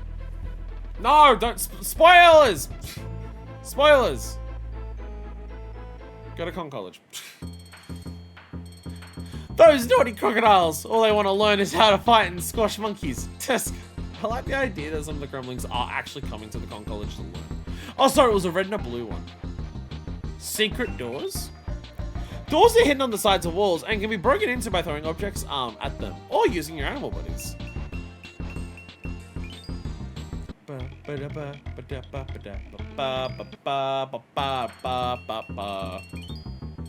Goodbye, dears. Anyway, now we can say welcome to the theme park. Yeah! So I will say, I kind of wish this went harder with the theme park aesthetic in terms of the world map. I do wish it went a little harder. It's a bit dark to make out parts of it. It's got like 2 stands. There's kind of a Ferris wheel in the background. But like the scaffolding kind of just looks like shelves. And like the big inflatable crocodile things don't look... Well, I wish it looked a bit more amusement parky than what it does. It doesn't look massively amusement parky, but at least they've got Killer Instinct. I don't have many amusement parks that have Killer Instinct. Now, if you want to talk about looking more like an amusement park, once we go into Target Terror, then it looks way more like an amusement park. Welcome to the actual amusement park themed levels. We've got the tents in the background. We've got multiple Ferris wheels. We've got fireworks going off. We've got like groovy music going on. We've got like carousels. We've got this weird music going on. Also, we're gonna minecart levels. Minecart levels are now recontextualized as motherfucking roller coasters. And we actually like swing our hands up and go, whoa, when we do that. So welcome to also Target Terror. This is what we have to do in our minecart level. We hit the targets, otherwise the door will be closed and we'll bump into it and bang and fall off our roller coaster. Parts of the game are too dark, not just this one. That is true. That is true. They wanted a dark aesthetic in this game and they nailed it, just sometimes it's a bit too strong. Fuck. I forgot when you jump off, you do actually lose all the momentum of the roller coaster. You do lose all the momentum of the cart once you jump off, so you do have to actually hold forward, and I was not doing that. Yeah, look at Diddy! Look at Diddy go, woo! Hands free. Yeah, like they wanted the game to have a dark aesthetic to it because, you know, it's meant to be scary. You're going, like you're invading the enemy base. And I get that, and I think for the most part it works. There's just sometimes where it's too much. There's just sometimes where it's a bit much. But I love that minecart levels in this game are fucking roller coasters. Like that is, it's just a very funny twist on the concept of a minecart level. Duck under the door. You can see them physically duck. Whee! And like the music kind of has like some things that kind of sound like screams in the background. They go wow, wow, wow, wow, and it kind of sounds like people screaming on the like on the amusement rides. Oh, by the way, welcome back, Squawks. Fuck. Fuck. Oh, well. No fanfare. No fanfare, your character just falls off. Does dark have to mean poorly lit? No. No. Again, I would say there are certain areas of the game that are dark. I would say there are certain areas of the game that are poorly lit. And unfortunately, I think the Crazy Kremland map is one of them. It's one of the few things where I'd say the Game Boy Advance version kind of gets across the idea better. I'd say the world map of the Game Boy Advance version gets across the idea of amusement park, but Crazy Kremland's better than what this does.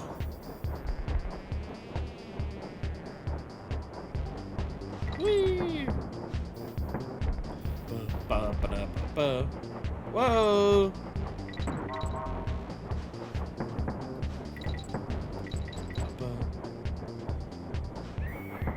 Like this part here, look with the music. It sounds, it's parts of the music that sound like people screaming, like, on the other rides. Again, once you're in the level, I think they do the amusement park aesthetic pretty well. I think the level feels like an amusement park once you're in the level, and I think that's cool. It's just, like, as you approach it, like, it's just the other part that I wish was sold a bit better. There we go. It's just the actual, like, world map I wish was sold better for that. So you see Crazy Kremlin and you see all, like, the neon lights walking into it and everything, and since you get in there, it's, like, not as Crazy Kremlin as what it should be. Half-Fi Barrel.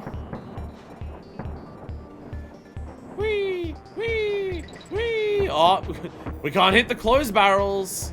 Otherwise, they'll close it on us. They're already opened. Bop, bop. DK coin. Hiding behind the paneling! Oh, the cheeky buggers. Oh, fuck. I already fucked it up. I forgot that's where it was. Die. Die. No, I died. Oh, it's under the tractor. Sneaky. Sneaky sneaker. It's a very sneaky sneaker, that one.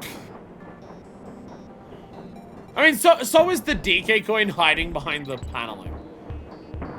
Like, you can technically see it. There is, like, a slither of gold that sticks out that you can see. It's actually easier to see, I believe, once it no longer spins. No, never mind. No, it's not. But I also, notice that guy didn't die, and so you follow him. Welcome to another bonus. Welcome to another bonus. Find the token. Oh, we're going fast! Jane, stop this crazy thing!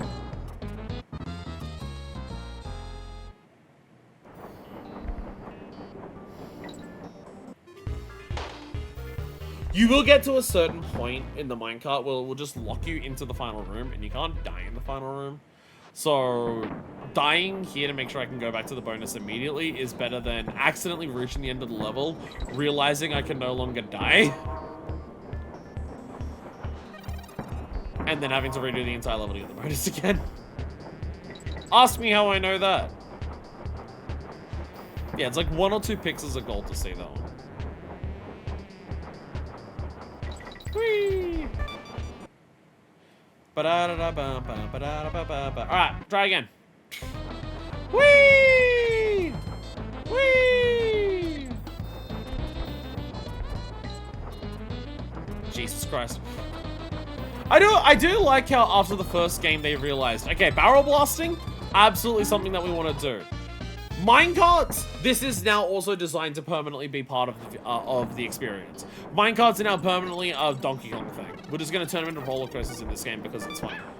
Fuck. Fuck! Well, I just fucked up everything there. So these generally have brighter colors, bright lights, and watch out blacks if not in a dark room. That is true. This has a, yeah, we're playing with the CRT filter from NSO, but how much will that replicate the coloring that shines through is a bit different. Like, because the thing is, like, the Donkey Kong Country games were absolutely designed around CRTs. People like saying that, like, you know, old sprite games, well, of course they don't look as good now. You're not playing them on a CRT, and they were all designed around that. Not all of them, I would say. I think there's definitely some old video games that were designed around just, like, being pixel art what it is, and, like, the CRT effect is kind of, like, whatever. But there are some games that were absolutely designed knowing they were going to be on CRTs, so they made it look good for CRTs. And Donkey Kong Country Trilogy is absolutely one of those examples. These games were absolutely... There's a life up there, but yeah. And that's the end of the level. CRT filter mostly just fuzziness to emulate scan lines. I mean, I think it works for this. I think for this stuff, it works pretty well. Like, I absolutely think this looks better with CRT filter than it doesn't.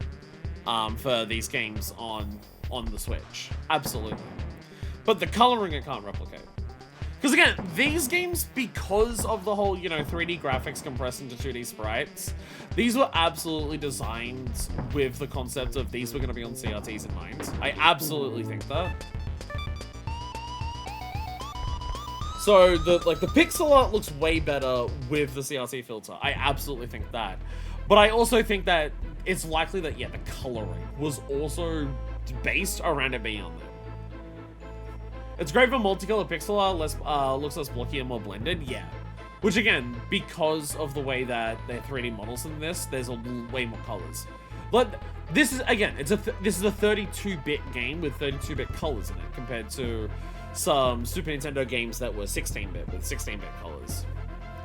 I wouldn't be surprised if a lot of the games that look better with the CRT filter from the Super Nintendo era are the games that are 32-bit and therefore have way more colors in them. Anyway, welcome to Bramble Scramble. When people think of Sticker Brush Symphony, this is the level they think of.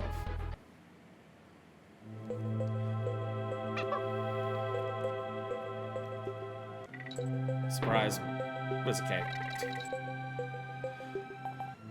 We have another level with the God tier music.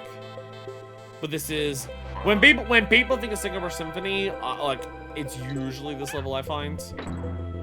Fuck yeah. Don't know how that worked, but it did. I didn't get the bananas.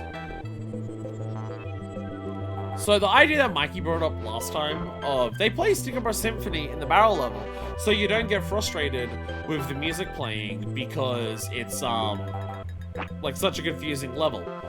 That's the same for this level, but because of the difficulty. This is the first major spike in difficulty in this game. Whee! Bonus. This is, I would say, the first major spike of difficulty in the game. There's stuff here that's like, there's stuff before this that gets like, you know, it is a curve of stuff getting more difficult. But I'd definitely say that this is the level where the difficulty jumps the most. So remember that bonus from the last level for Target Terror? What if the same, but also you have to get the stars behind each of these? So it is two bonuses that are a little similar to each other, like immediately after one another, but you know. Not exactly the same, but pretty similar. The main issue would be these, just because you gotta like thread up there. Ba-da-da-da-da. There we go, banana coin! Free banana coin for our troubles, and more crumb coins. And welcome back, Squawks, once more! So we had Squawks for a little bit at the end of the last level to get that DK coin and that bonus. And everything. This is a Squawks specific level. This is effectively the rattle battle for Squawks. Because of the way Squawks works, he doesn't need the barrel. Squawks doesn't need the barrel the way that Rattly works because you get hit with Rattly and Rattly will run away. You get hit here, well, it's not exactly like you can go through this level without Squawks. So it's a similar thing to Rattle Battle where you're not going to change character in the middle of it. But this is, as you can probably notice, one advantage to take one thing you can take advantage of. Kongs don't have a hitbox. Kongs don't have a hitbox here, but you can absolutely abuse the fact that they push up Squawkses. So you are actually totally safe to run Diddy Kong's exposed belly because his shirt is lifted up right now. You are totally fine to drag Diddy's exposed belly along the brambles to avoid getting hurt. That's the type of thing that I'm surprised there's not like a webcomic about of just like a 2010s webcomic of just like playing Bramble Scramble and Dixie just being like, all right, Diddy, you hold on first to Squawks. And Squawks, get us to safety. And Squawks is like, okay. And then Squawks flies along the bottom of the level and Diddy's just getting like, ah! Along all of those. That feels like that could... Ow. That feels like there could absolutely be an early video game webcomic.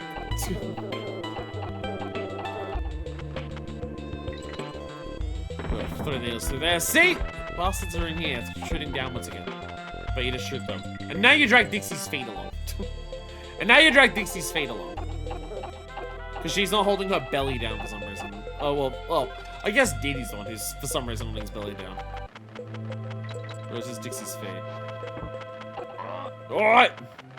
So I can't cheat on these ones. So I have to actually, like, get up there and shoot quick fast. It's not worth these 2 coins. I am in the 60s. I don't need them. But there we go. There we go. So that's our halfway barrel. So, do you remember me mentioning earlier? About how going through this game when I was a kid, there was a level that I couldn't beat.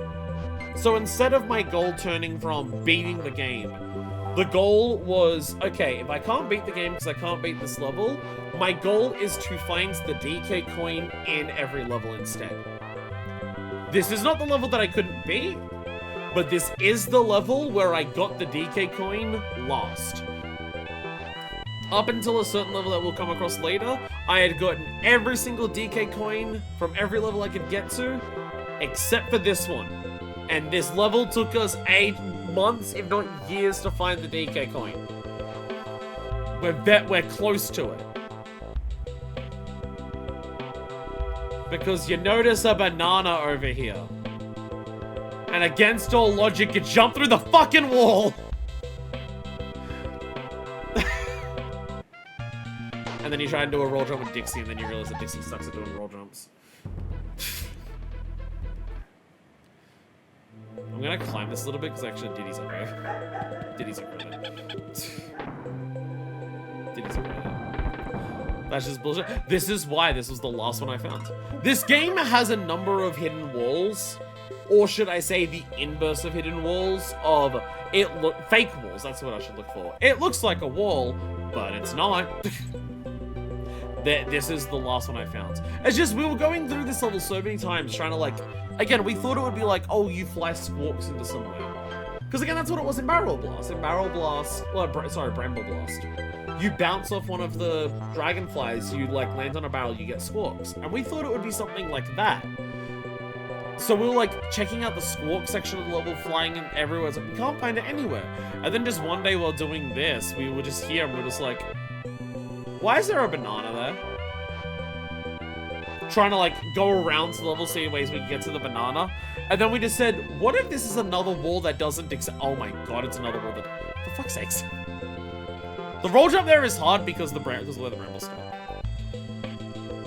But welcome to Squitter. For fuck's sakes. These brambles are annoying. These brambles are annoying.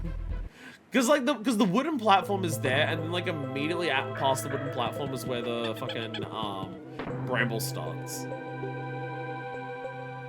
It's like right past it. Yeah, okay. The idea is this. That's what you're meant to do there. And it's way easier to do with Diddy. You wanna know the insane thing though? Do you wanna know the insane thing though? So we go through here, right? Fuck.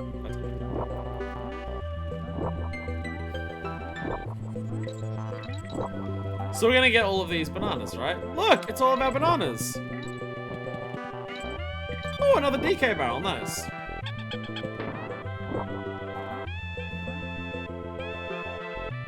Why is there a banana in that wall? Why is there a banana in that? Why is there a banana past that wall? Huh. Why is there a banana in that bramble? They do it to you twice in a row. They do it to you twice in a row. Oh my god.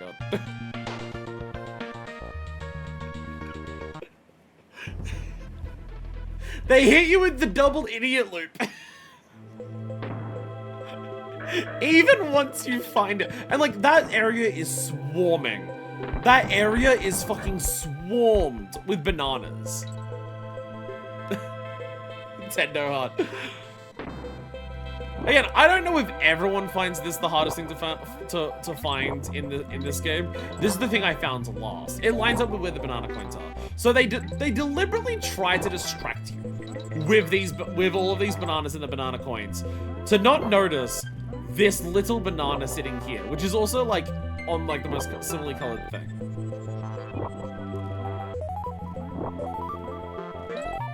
And yeah, if you go to where these bananas are in the corners, they've got like extra things. I'm losing my mind on what I'm playing. Again, this is before you were here, Yunsa.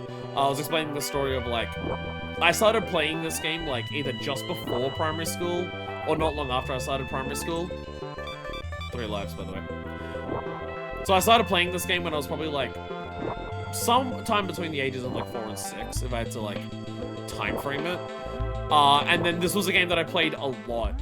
And this was, by this point, by the time we got this, the only level of the levels that we had done, because we couldn't beat the game, where we didn't have the DK coin. And it was like towards the end of primary school that I actually found that. It took that long for us to get it. And that's why we had a big celebration once we finally got it. So I'm going to die. I'm gonna die because I want to show you the other path. But going through that skips a bit of the level. You skip a bit of the level finding that, but yeah. That was the last DK coin that I had found as a kid, and that was the last one we needed to get all of the DK coins in every level we had done up to that point. And we were so excited by getting it that we celebrated with KFC. Again, I don't know if everyone finds it the hardest DK coin to find in the game, but fucking Christ. Child's me absolutely did. Oh, by the way. So when we talk about difficulty spikes in this game, you got sections like that, and that's why. Again, there's this level. Again, I don't know if that DK coin is what people consider the hardest DK coin to find in the game is, but what I absolutely know is that this is the level that people consider the first true difficulty spike of the game. Oh, also, we now have this squawk sections, but guess what? Invincible bees. What if the bees were now invincible? I'm not even gonna bother getting that info. So even now, this is the level I've died the most on. To be fair, I died like 4 or 5 times getting the fucking DK coin. So, you know, part of that's on me. Part of that's on me. Yeah, the idea is like, oh, Sticker Brush Symphony is such a chill track that makes you so relaxed listening to it. Because this is the fucking level it's attached to. Sticker Brush Symphony is attached to this level, so you need music to chill you out. So you can get through this. So I guess also this gap here, if you fall down, you can see. Like the squitter things, that's meant to be like the barrel that like it shoots you out of. So I guess that could be a hint that like around there is where something could be. Oh, the DK barrels. So if you can make a trick shot, you make that one a little easier.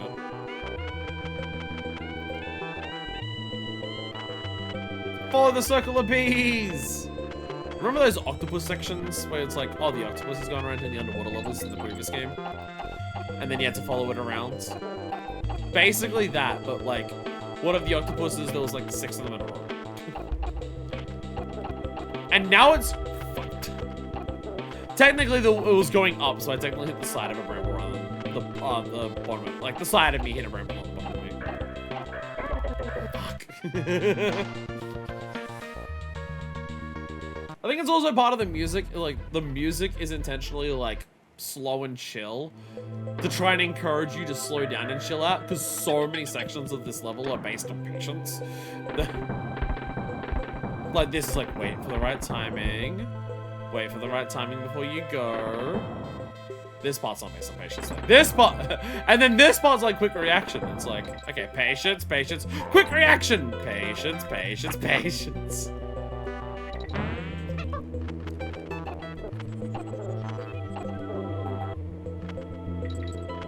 But yeah, the first, like, big difficulty spike of the game. Not the hardest level in the game. Not the hardest level in the game. Not by a fucking bullshit. But definitely the first moment where the game really spikes up and, like, makes it clear that it's just like, we're gonna be a lot, we're gonna definitely be harder than DKC. Like, I feel like we're at a point where, in general, like, we're at the difficulty of, like, the last well already. Of DKC 1. Like, something like this being the equivalent of, like, Tanked Up Trouble or, Loopy Lions. Actually, this level specifically is probably harder than those. But, like, the other levels, like the Hornet ones and stuff. And now they fuck you over by just putting a stationary bee there. Now you're, like, just like on one of those turnstiles. Into avian species aggression. What about knock aggression?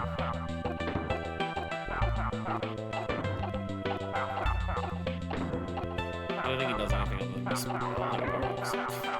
Still the box out, goddammit.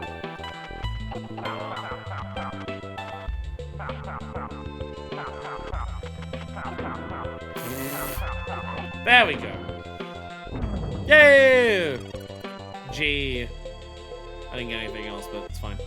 Okay, 1, 2, 3, 4! There we go! The bramble has been scrambled. Big celebratory level beating when I was a kid because, dear fucking god, that DK coin. Now, unfortunately, the next level's harder. Rickety Race! This is not the hardest DK coin to find in the game, but it's one of the hardest to get. Why are there box throwing ghosts? Gremlings. Kremlings. Hey, look, there's a platform up there. I'm gonna jump up there. Hey, look, there's another platform up there. I'm gonna jump up there. Hey, look, there's a platform over there. I'm gonna jump over there. Bonus! So we'll get KFC now. KFC currently has nachos in Australia. They've got Zinger nachos. And I'm not gonna lie, the concept of Zinger nachos, I don't know if it sounds good, but it sounds interesting. So this is get to the end. Oh no, this is destroy them all. Yeah. That's a destroy them all level. You don't have to destroy them all. I don't get it. Anyway, who's ready for a race? We're starting in 10th. We are now 9th. The goal is to win.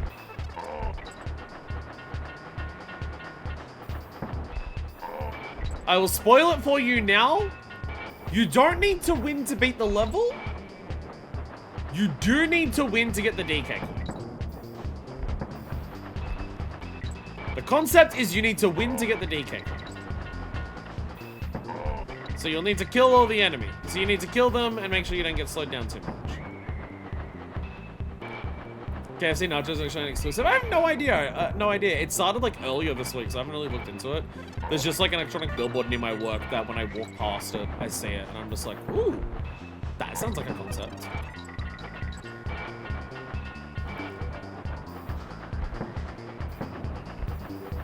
This level pisses the dick out of me.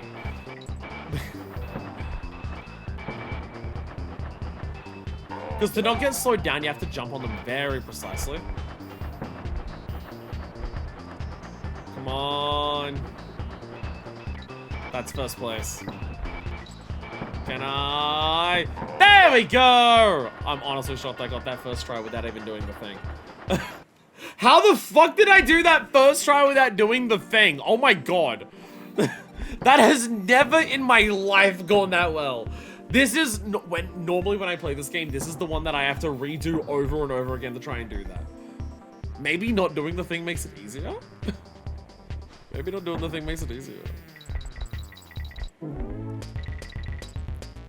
Yeah, that is normally a level that I have to repeat constantly to try and get it. But I actually just managed to kill them without getting stopped.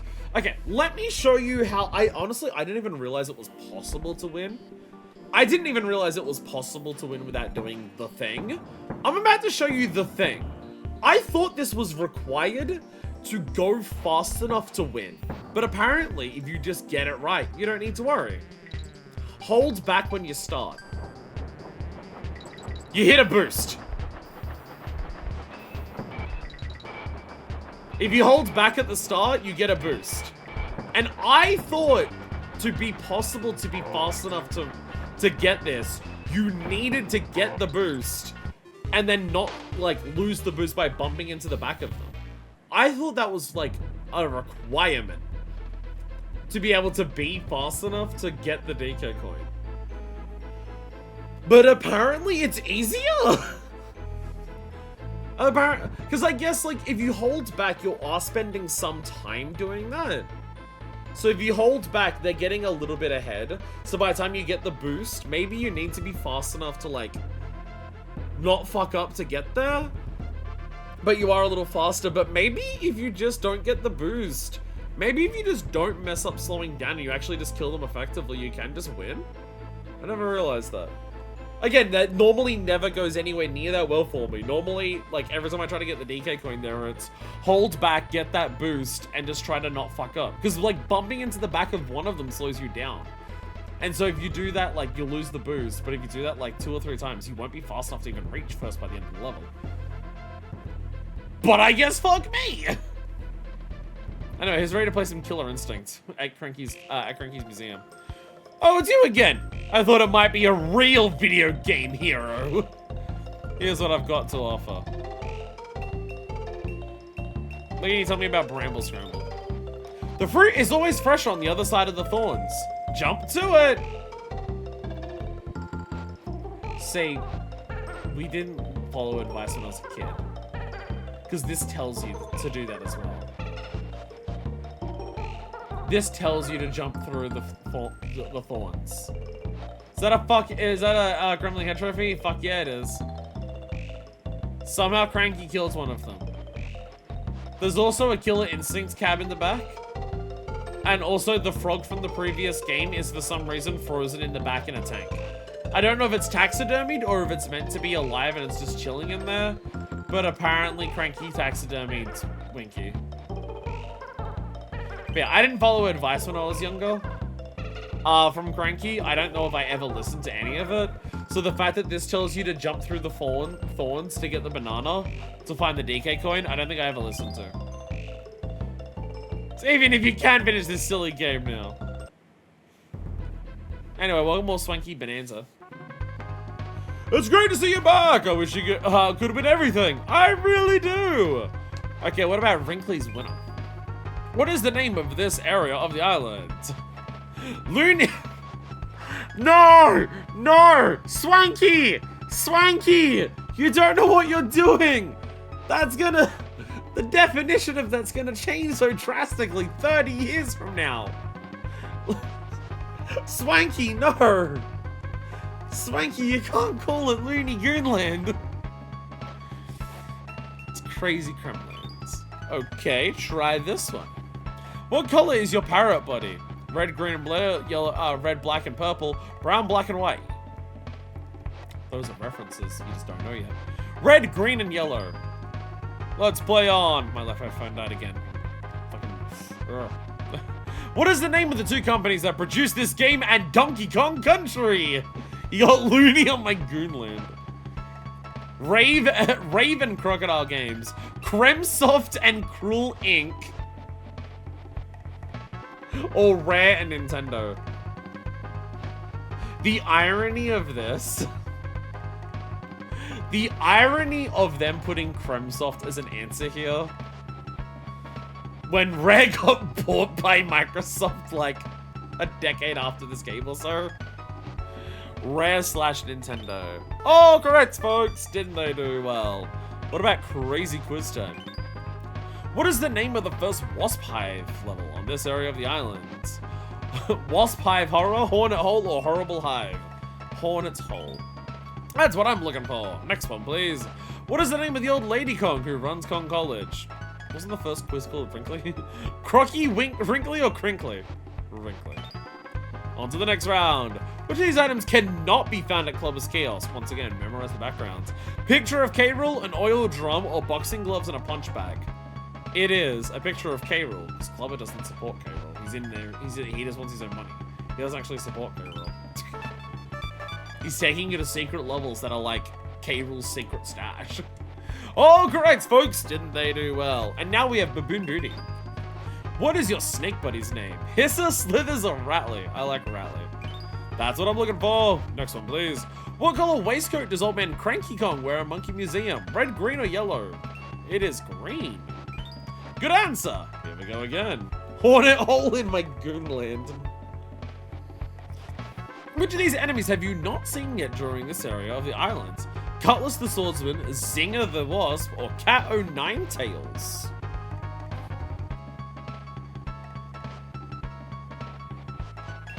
Cutlass the Swordsman?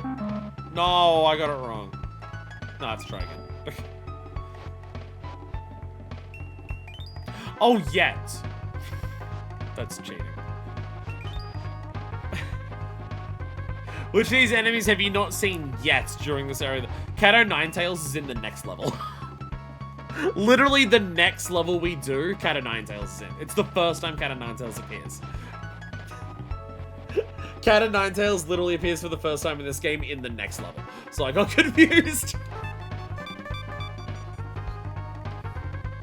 Let's leave the studio. Didn't they do well? Turn my headphones again. I might have to start researching about headphones to see if I can find a pair like this. Again, the reason I use this specific pair and brand is because they don't use Bluetooth. They use a dongle that's like the XQT or whatever it is. Connection. So the idea is they use a specific dongle that isn't Bluetooth. So they don't have like sound delay. I mean, technically they do, everything has sound delay, but like, you know. Bluetooth is a notable good second or two, which for playing video games just doesn't work. Whereas these, the input delay is low enough that it's imperceptible to me. But if I can get a pair where the battery lasts longer than 3 hours, or this pair where the battery lasts like fucking 40 minutes at this point, then I'll do that. then I would love to do that. Swanky's by the way, Swanky's Bonanza is not required at all for 100% completion. It's just extra lives. It's like you don't need to buy all the hints for the Monkey Museum and Con College. I'm just doing it because it's fun. I like the quizzes. The quizzes are fun. We're in a Mudhole Marsh. Not a Mudhole Marsh. The level that introduces the Cat of Nine Tails. We have another marsh level. I missed that one. Oh. So many dragonflies. Welcome to Cat of Nine Tails. This is what they do. Why did that not... Okay. I swear they normally do something different. I swear they normally do something different. I don't know why that didn't work. Here's what they do. Enemy hits you, you get hurt. Fire. The trick... Tips, the hot tips, tricks, and secrets that you're trying to show us in this legacy are starting to get really lame. I know, I promise they do something else.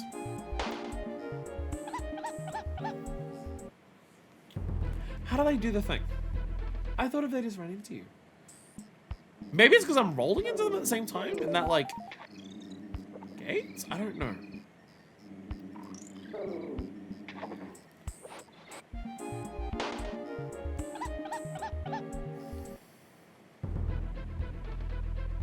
Is it once they, maybe when they slow down? It only does that. They have a unique mechanic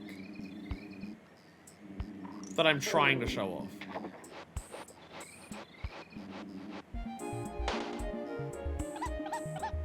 Maybe if you jump on them? I'll be honest, I thought they just ran into you and did it. I thought they just ran into you and did it. But I also obviously try to avoid it as much as I can, so... Oh, it's jumping on them! Yeah, they catch you in their tails. Okay, if you jump on them, that's what it does. And then they throw you. The direction they throw you, you can kind of control, but not very well. So normally you want to, like, they'll spin around for a bit of time and then get exhausted and lie down, and then you jump on them to kill them. But as you saw, that first one had a K above him. So the idea is, well, maybe sometimes you'll actually want them to hit you. Dixie makes the spell so much easier. Oh! But yeah. I told you I wasn't crazy. They added a unique mechanic. They added a unique mechanic. The Cat of Nine Tails, they can pick you up. Boom.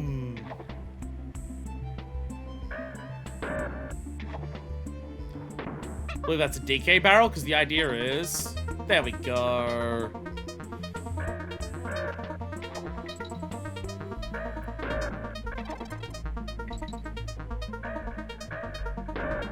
Making so much good effective use of this invincibility. I want the stuff in the treasure chest. The invincibility, like, doesn't really help me. You can just plow through that. See, this is where it gets tricky. You want to actively use them to get to certain secrets. Collect the stars. Ah, I see. They force you to have both of them. So you can do this. But also, yeah, if you angle the throw right and land back on them, then you actually just, like, it's fine. Whee! There we go. It doesn't come up a lot. You're very slow while doing it, so it doesn't come up a ton in the game. But I do really like the team up attack. The mechanic that just feels very good. See, this one, it's like, oh, there's bananas there. No, not worth it. Fuck that. There we go. Cannons are here. I hope that doesn't make me want to kill myself later.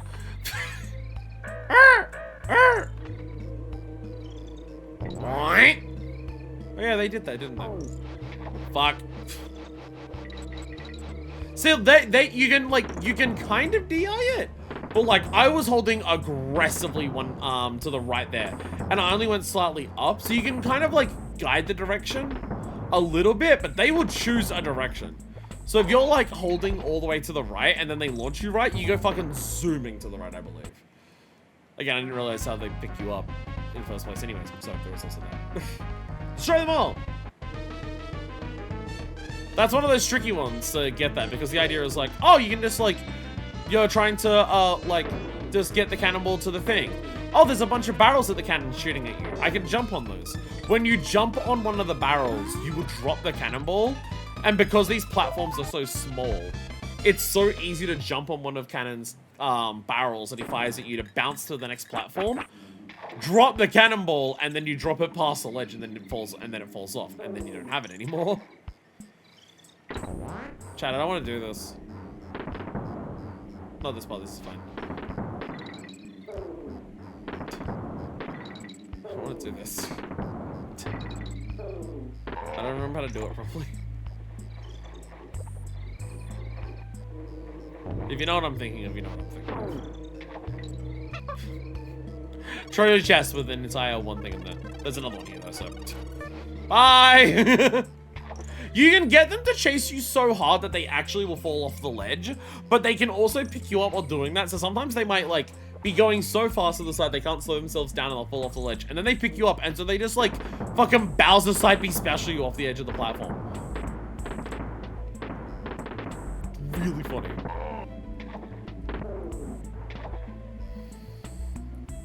I think this auto times, but I can't remember.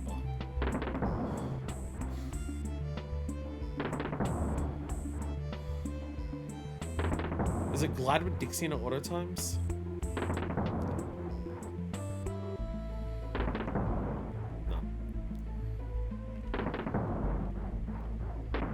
No. Nope. Oh, he still fires at you. Okay.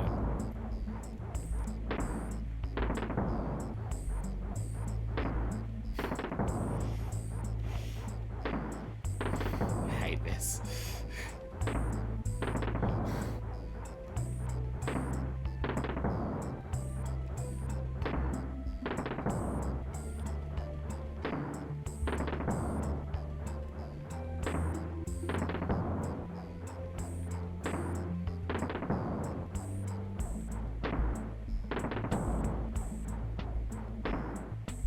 Thank fucking God!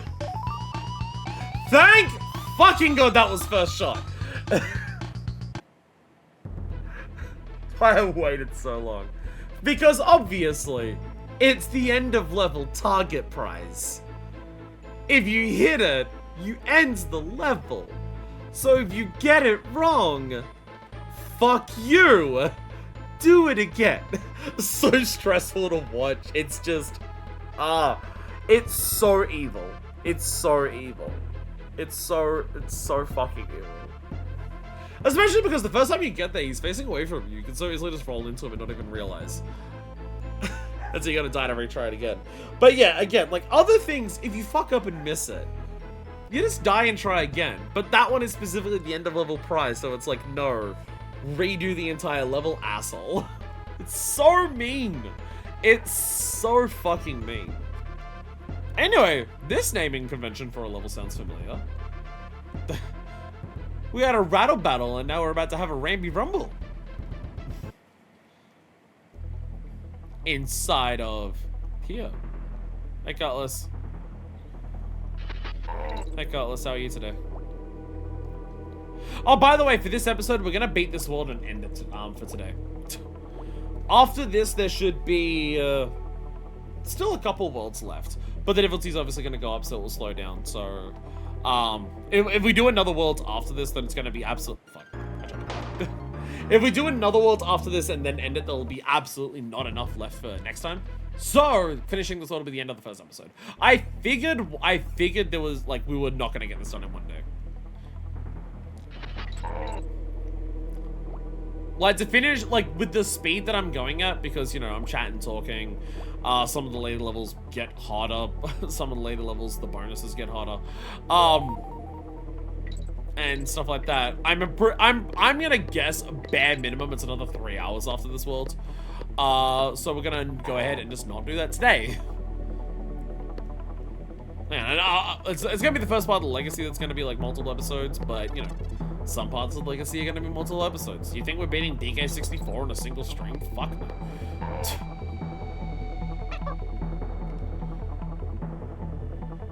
How do you? I forget how to get to that one. I forget how to get there. I forget where the path is. Or is it further along? Might be further along and you go back? I don't recall.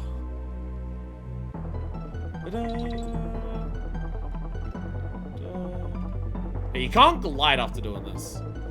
You can't glide after grabbing honey. Try my best to remember like secrets and shit are on this level. I did something really hard to remember. So much of my brain of just like I think of like the honey levels and then I think of like the last level of this one. By the way, welcome to there is something up there. Or is that no, I think that's actually future level. Welcome to something that I'm terrible at. Welcome to something that I am terrible at. Stresses me out doing these types of jumps so fucking much. I get so stressed doing these B things, but going down.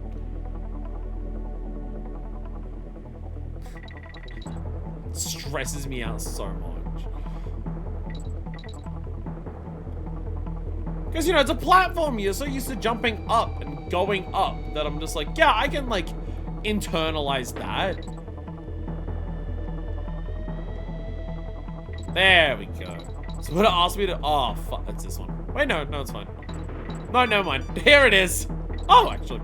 I got that first try. It's all good jump around onto that. I remember that being way harder. Or there's another one later in the level that's the same thing, but harder. That is also possible. That is also possible. See, they tested that one was different to a previous bonus level. Because that one you had to bounce back and forth the previous one. That one you just go the same direction multiple times.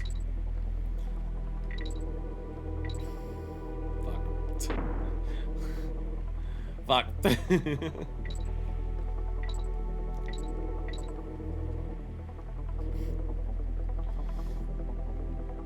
As I said, you hit Crazy Kremlands and it starts with like silly, fun, like train level.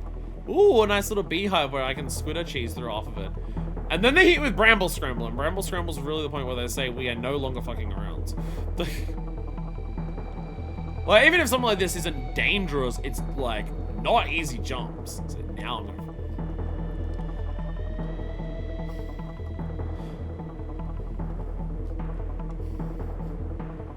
God damn it. There's other stuff up there. I'm not sure about bonuses. I don't know if the bonus is up here. Or if there's like a little anything extra up here. I do not recall. So I have to check. There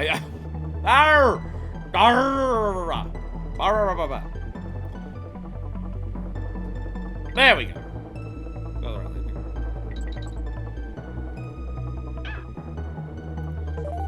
There was nothing over there, actually. What the? What?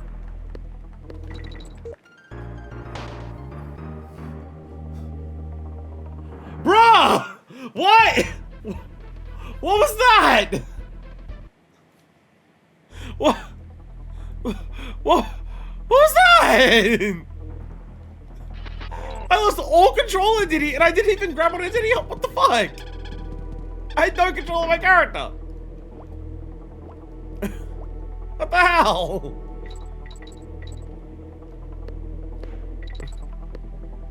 I feel cheated.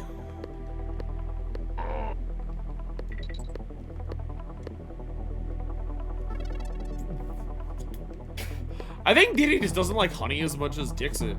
It's harder for him to grab onto the honey, apparently.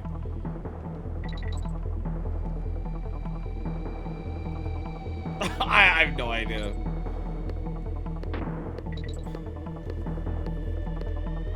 Because Diddy just hangs on to it, but... Damn it. I remember there being some technique of doing that, of just like rolling in a particular way and it just clears it for you. But that also might be a different jump, or maybe it's like the GBA version does that or something. I don't know. I'll hate this jump.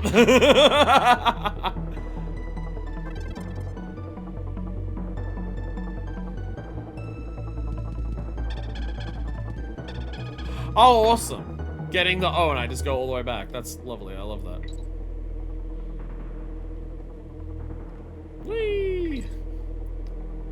It's terrifying me so much. There we go.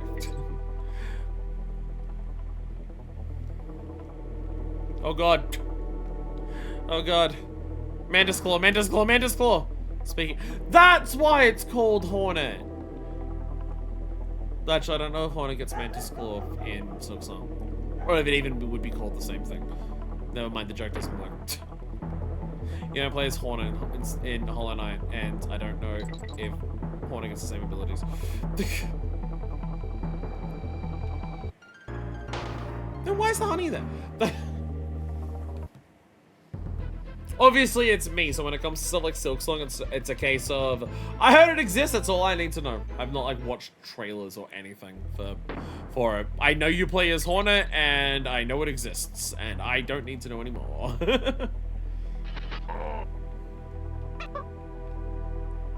There we go. This I remember. Ta-da! DK coin. But there's a bee in the way. How can I continue if there's a bee in the way? Well, that's because in this cabin here. Rambi! So this is the trick they get you with. You now Rambi barrel, you can no longer get off Rambi. You are now Rambi. And yeah, the DK coin's up there. So you can see it. You can see that the Rambi coin exists. Sorry, that the DK coin exists. The moment you get out here with Rambi, it's just like, Rambi can't stick to honey. Rambi doesn't stick to honey, what? So you climb over with that. Anyway, Rambi can kill bees. So this should be very easy, right? Well, he can't headbutt barrels, sadly. He can't headbutt barrels, sadly. Rambi! He can indeed ram bees. Oh, hell yeah. Oh!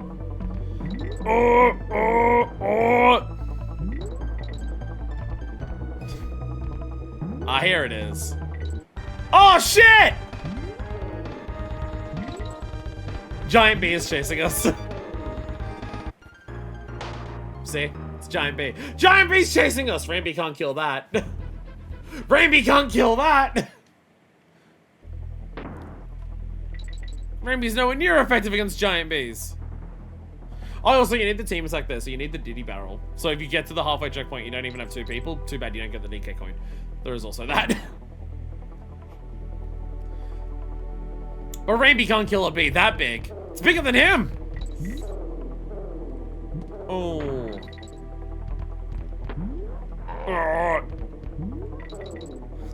It's just like the dramatic music change is so funny to me.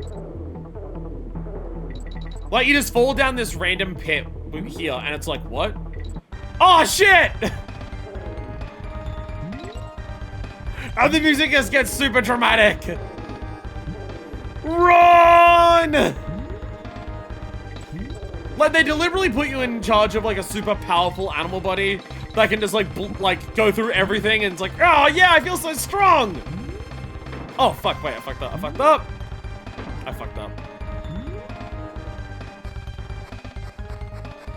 There we go. That's the end of it. It's not a long chase. It's not a long chase at all. It's way more dramatic than it sounds. Like you saw how many times I fucked up getting back there. It's actually not that bad. They just put really dramatic music there to scare you. They just put this really dramatic music there to scare you. And to distract you from, hey, use Rambi's super ram at the end of the level to bash through that. There we go. I'm not done though. I thought there was something up here. Maybe we are done. I thought there was a bonus there.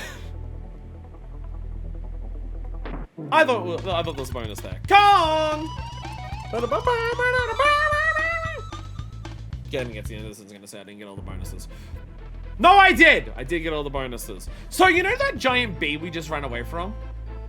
Remember the really dramatic music? And how like, shit! Rainbee can't deal with this threat. This bee is too big. King Sing Sting. That's right. They gave you a tease of the boss before!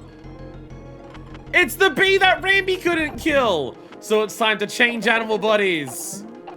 He's only vulnerable on, fuck. He's only vulnerable on his King Sing Sting. Only his King Sing Sting is vulnerable. So you have to shoot him in his King Sing Sting. But that's cool! Again, it's one of those things where it's just like... there's a little extra detail. Fucking Christ. I keep being jump scared by him. A little detail of just a little extra something that you don't expect, like when just playing through this game after like the previous game of just like, oh shit, we got like a tease of the boss. And like the previous level, and now we have to like deal with him as another animal.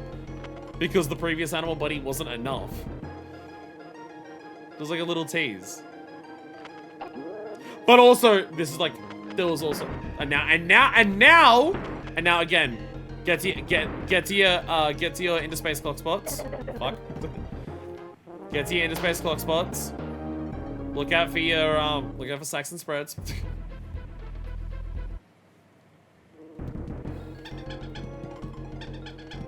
Yeah, just like a cool detail that just like did not need to be included of preview of the boss in the previous level and you run away from it and then you like with one animal body and it's not enough and then you chase it down with another. That's just, it's cool. It's cool. It adds flavor. Which they needed to do because it's literally just a big bee, which was already a boss in the previous game. But they're aware of how dangerous bees are in these games, so they're just like, you know what? We literally can have 2 games in a row where the entire boss is just a big bee, because bees are so scary in this game that people will still be terrified of it. Even if it's, like, the same as a normal enemy model, and also the second time we've done this. And also, like, it gets so fast now that it's like, fuck. He's all did the nuts on his stinger. You shoot him, and he's like, no armor. And you have to be careful because he immediately zooms up after that, so like, you can't go up too high to get safe.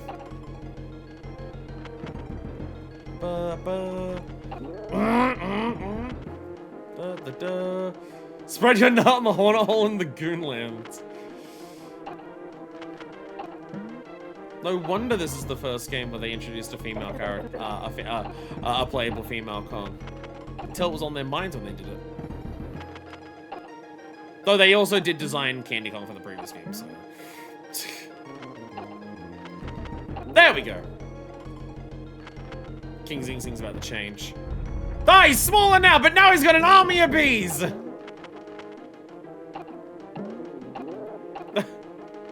We've shrunken him down a little bit. He's now a normal bee. And now he's dead. If you don't shoot him fast enough, when he's vulnerable there, he will get back the swarmer bees. The other little ones will rejoin if you take too long to do that. But, I did it and it was fine, so it's actually okay. So with that, we will end the first episode of DKC here. Again, it's already been like a bit over 4 hours. Cutting out intros and stuff, it might go just under 4 hours. But game only gets, there's less levels to do than what there was already. There's less levels left in the, there's less levels left in the game than what we've already done. But if we try to push it to do all that today, it's gonna be super long. And again, obviously the game's gonna get harder. So it'll get more difficult to finish all of those. So that will be where we do that. Again, a lot of the legacy is gonna, I think the only games that are possible from this point that would be one episode is possibly some of the DK Lands games, though I am way less familiar with DK Lands 2 and 3 than I am with any of the DKC trilogy. I'm probably more familiar with Lands than Donkey Kong Country 3, because I did have that when I was a kid. I had Lands 2 when I was a kid as well. I just barely played it because I got it like but I got a Game Boy Advance or something. So I was like, I want to play Pokemon now instead. So yeah, again, most games from the Legacy from this point forward are going to be multiple episodes. I imagine a lot of them are going to fall into the 2-episode category. Some might be 3. DK64 is probably going to be 50. I have no idea how long Jungle Beat is as a game, so who knows. But yes, we will end it there for today. When we come back next time, we'll definitely beat the game next time. There's definitely enough left that we can finish it next time. Thank you all so much for watching, and until next time, this is version 2, signing out.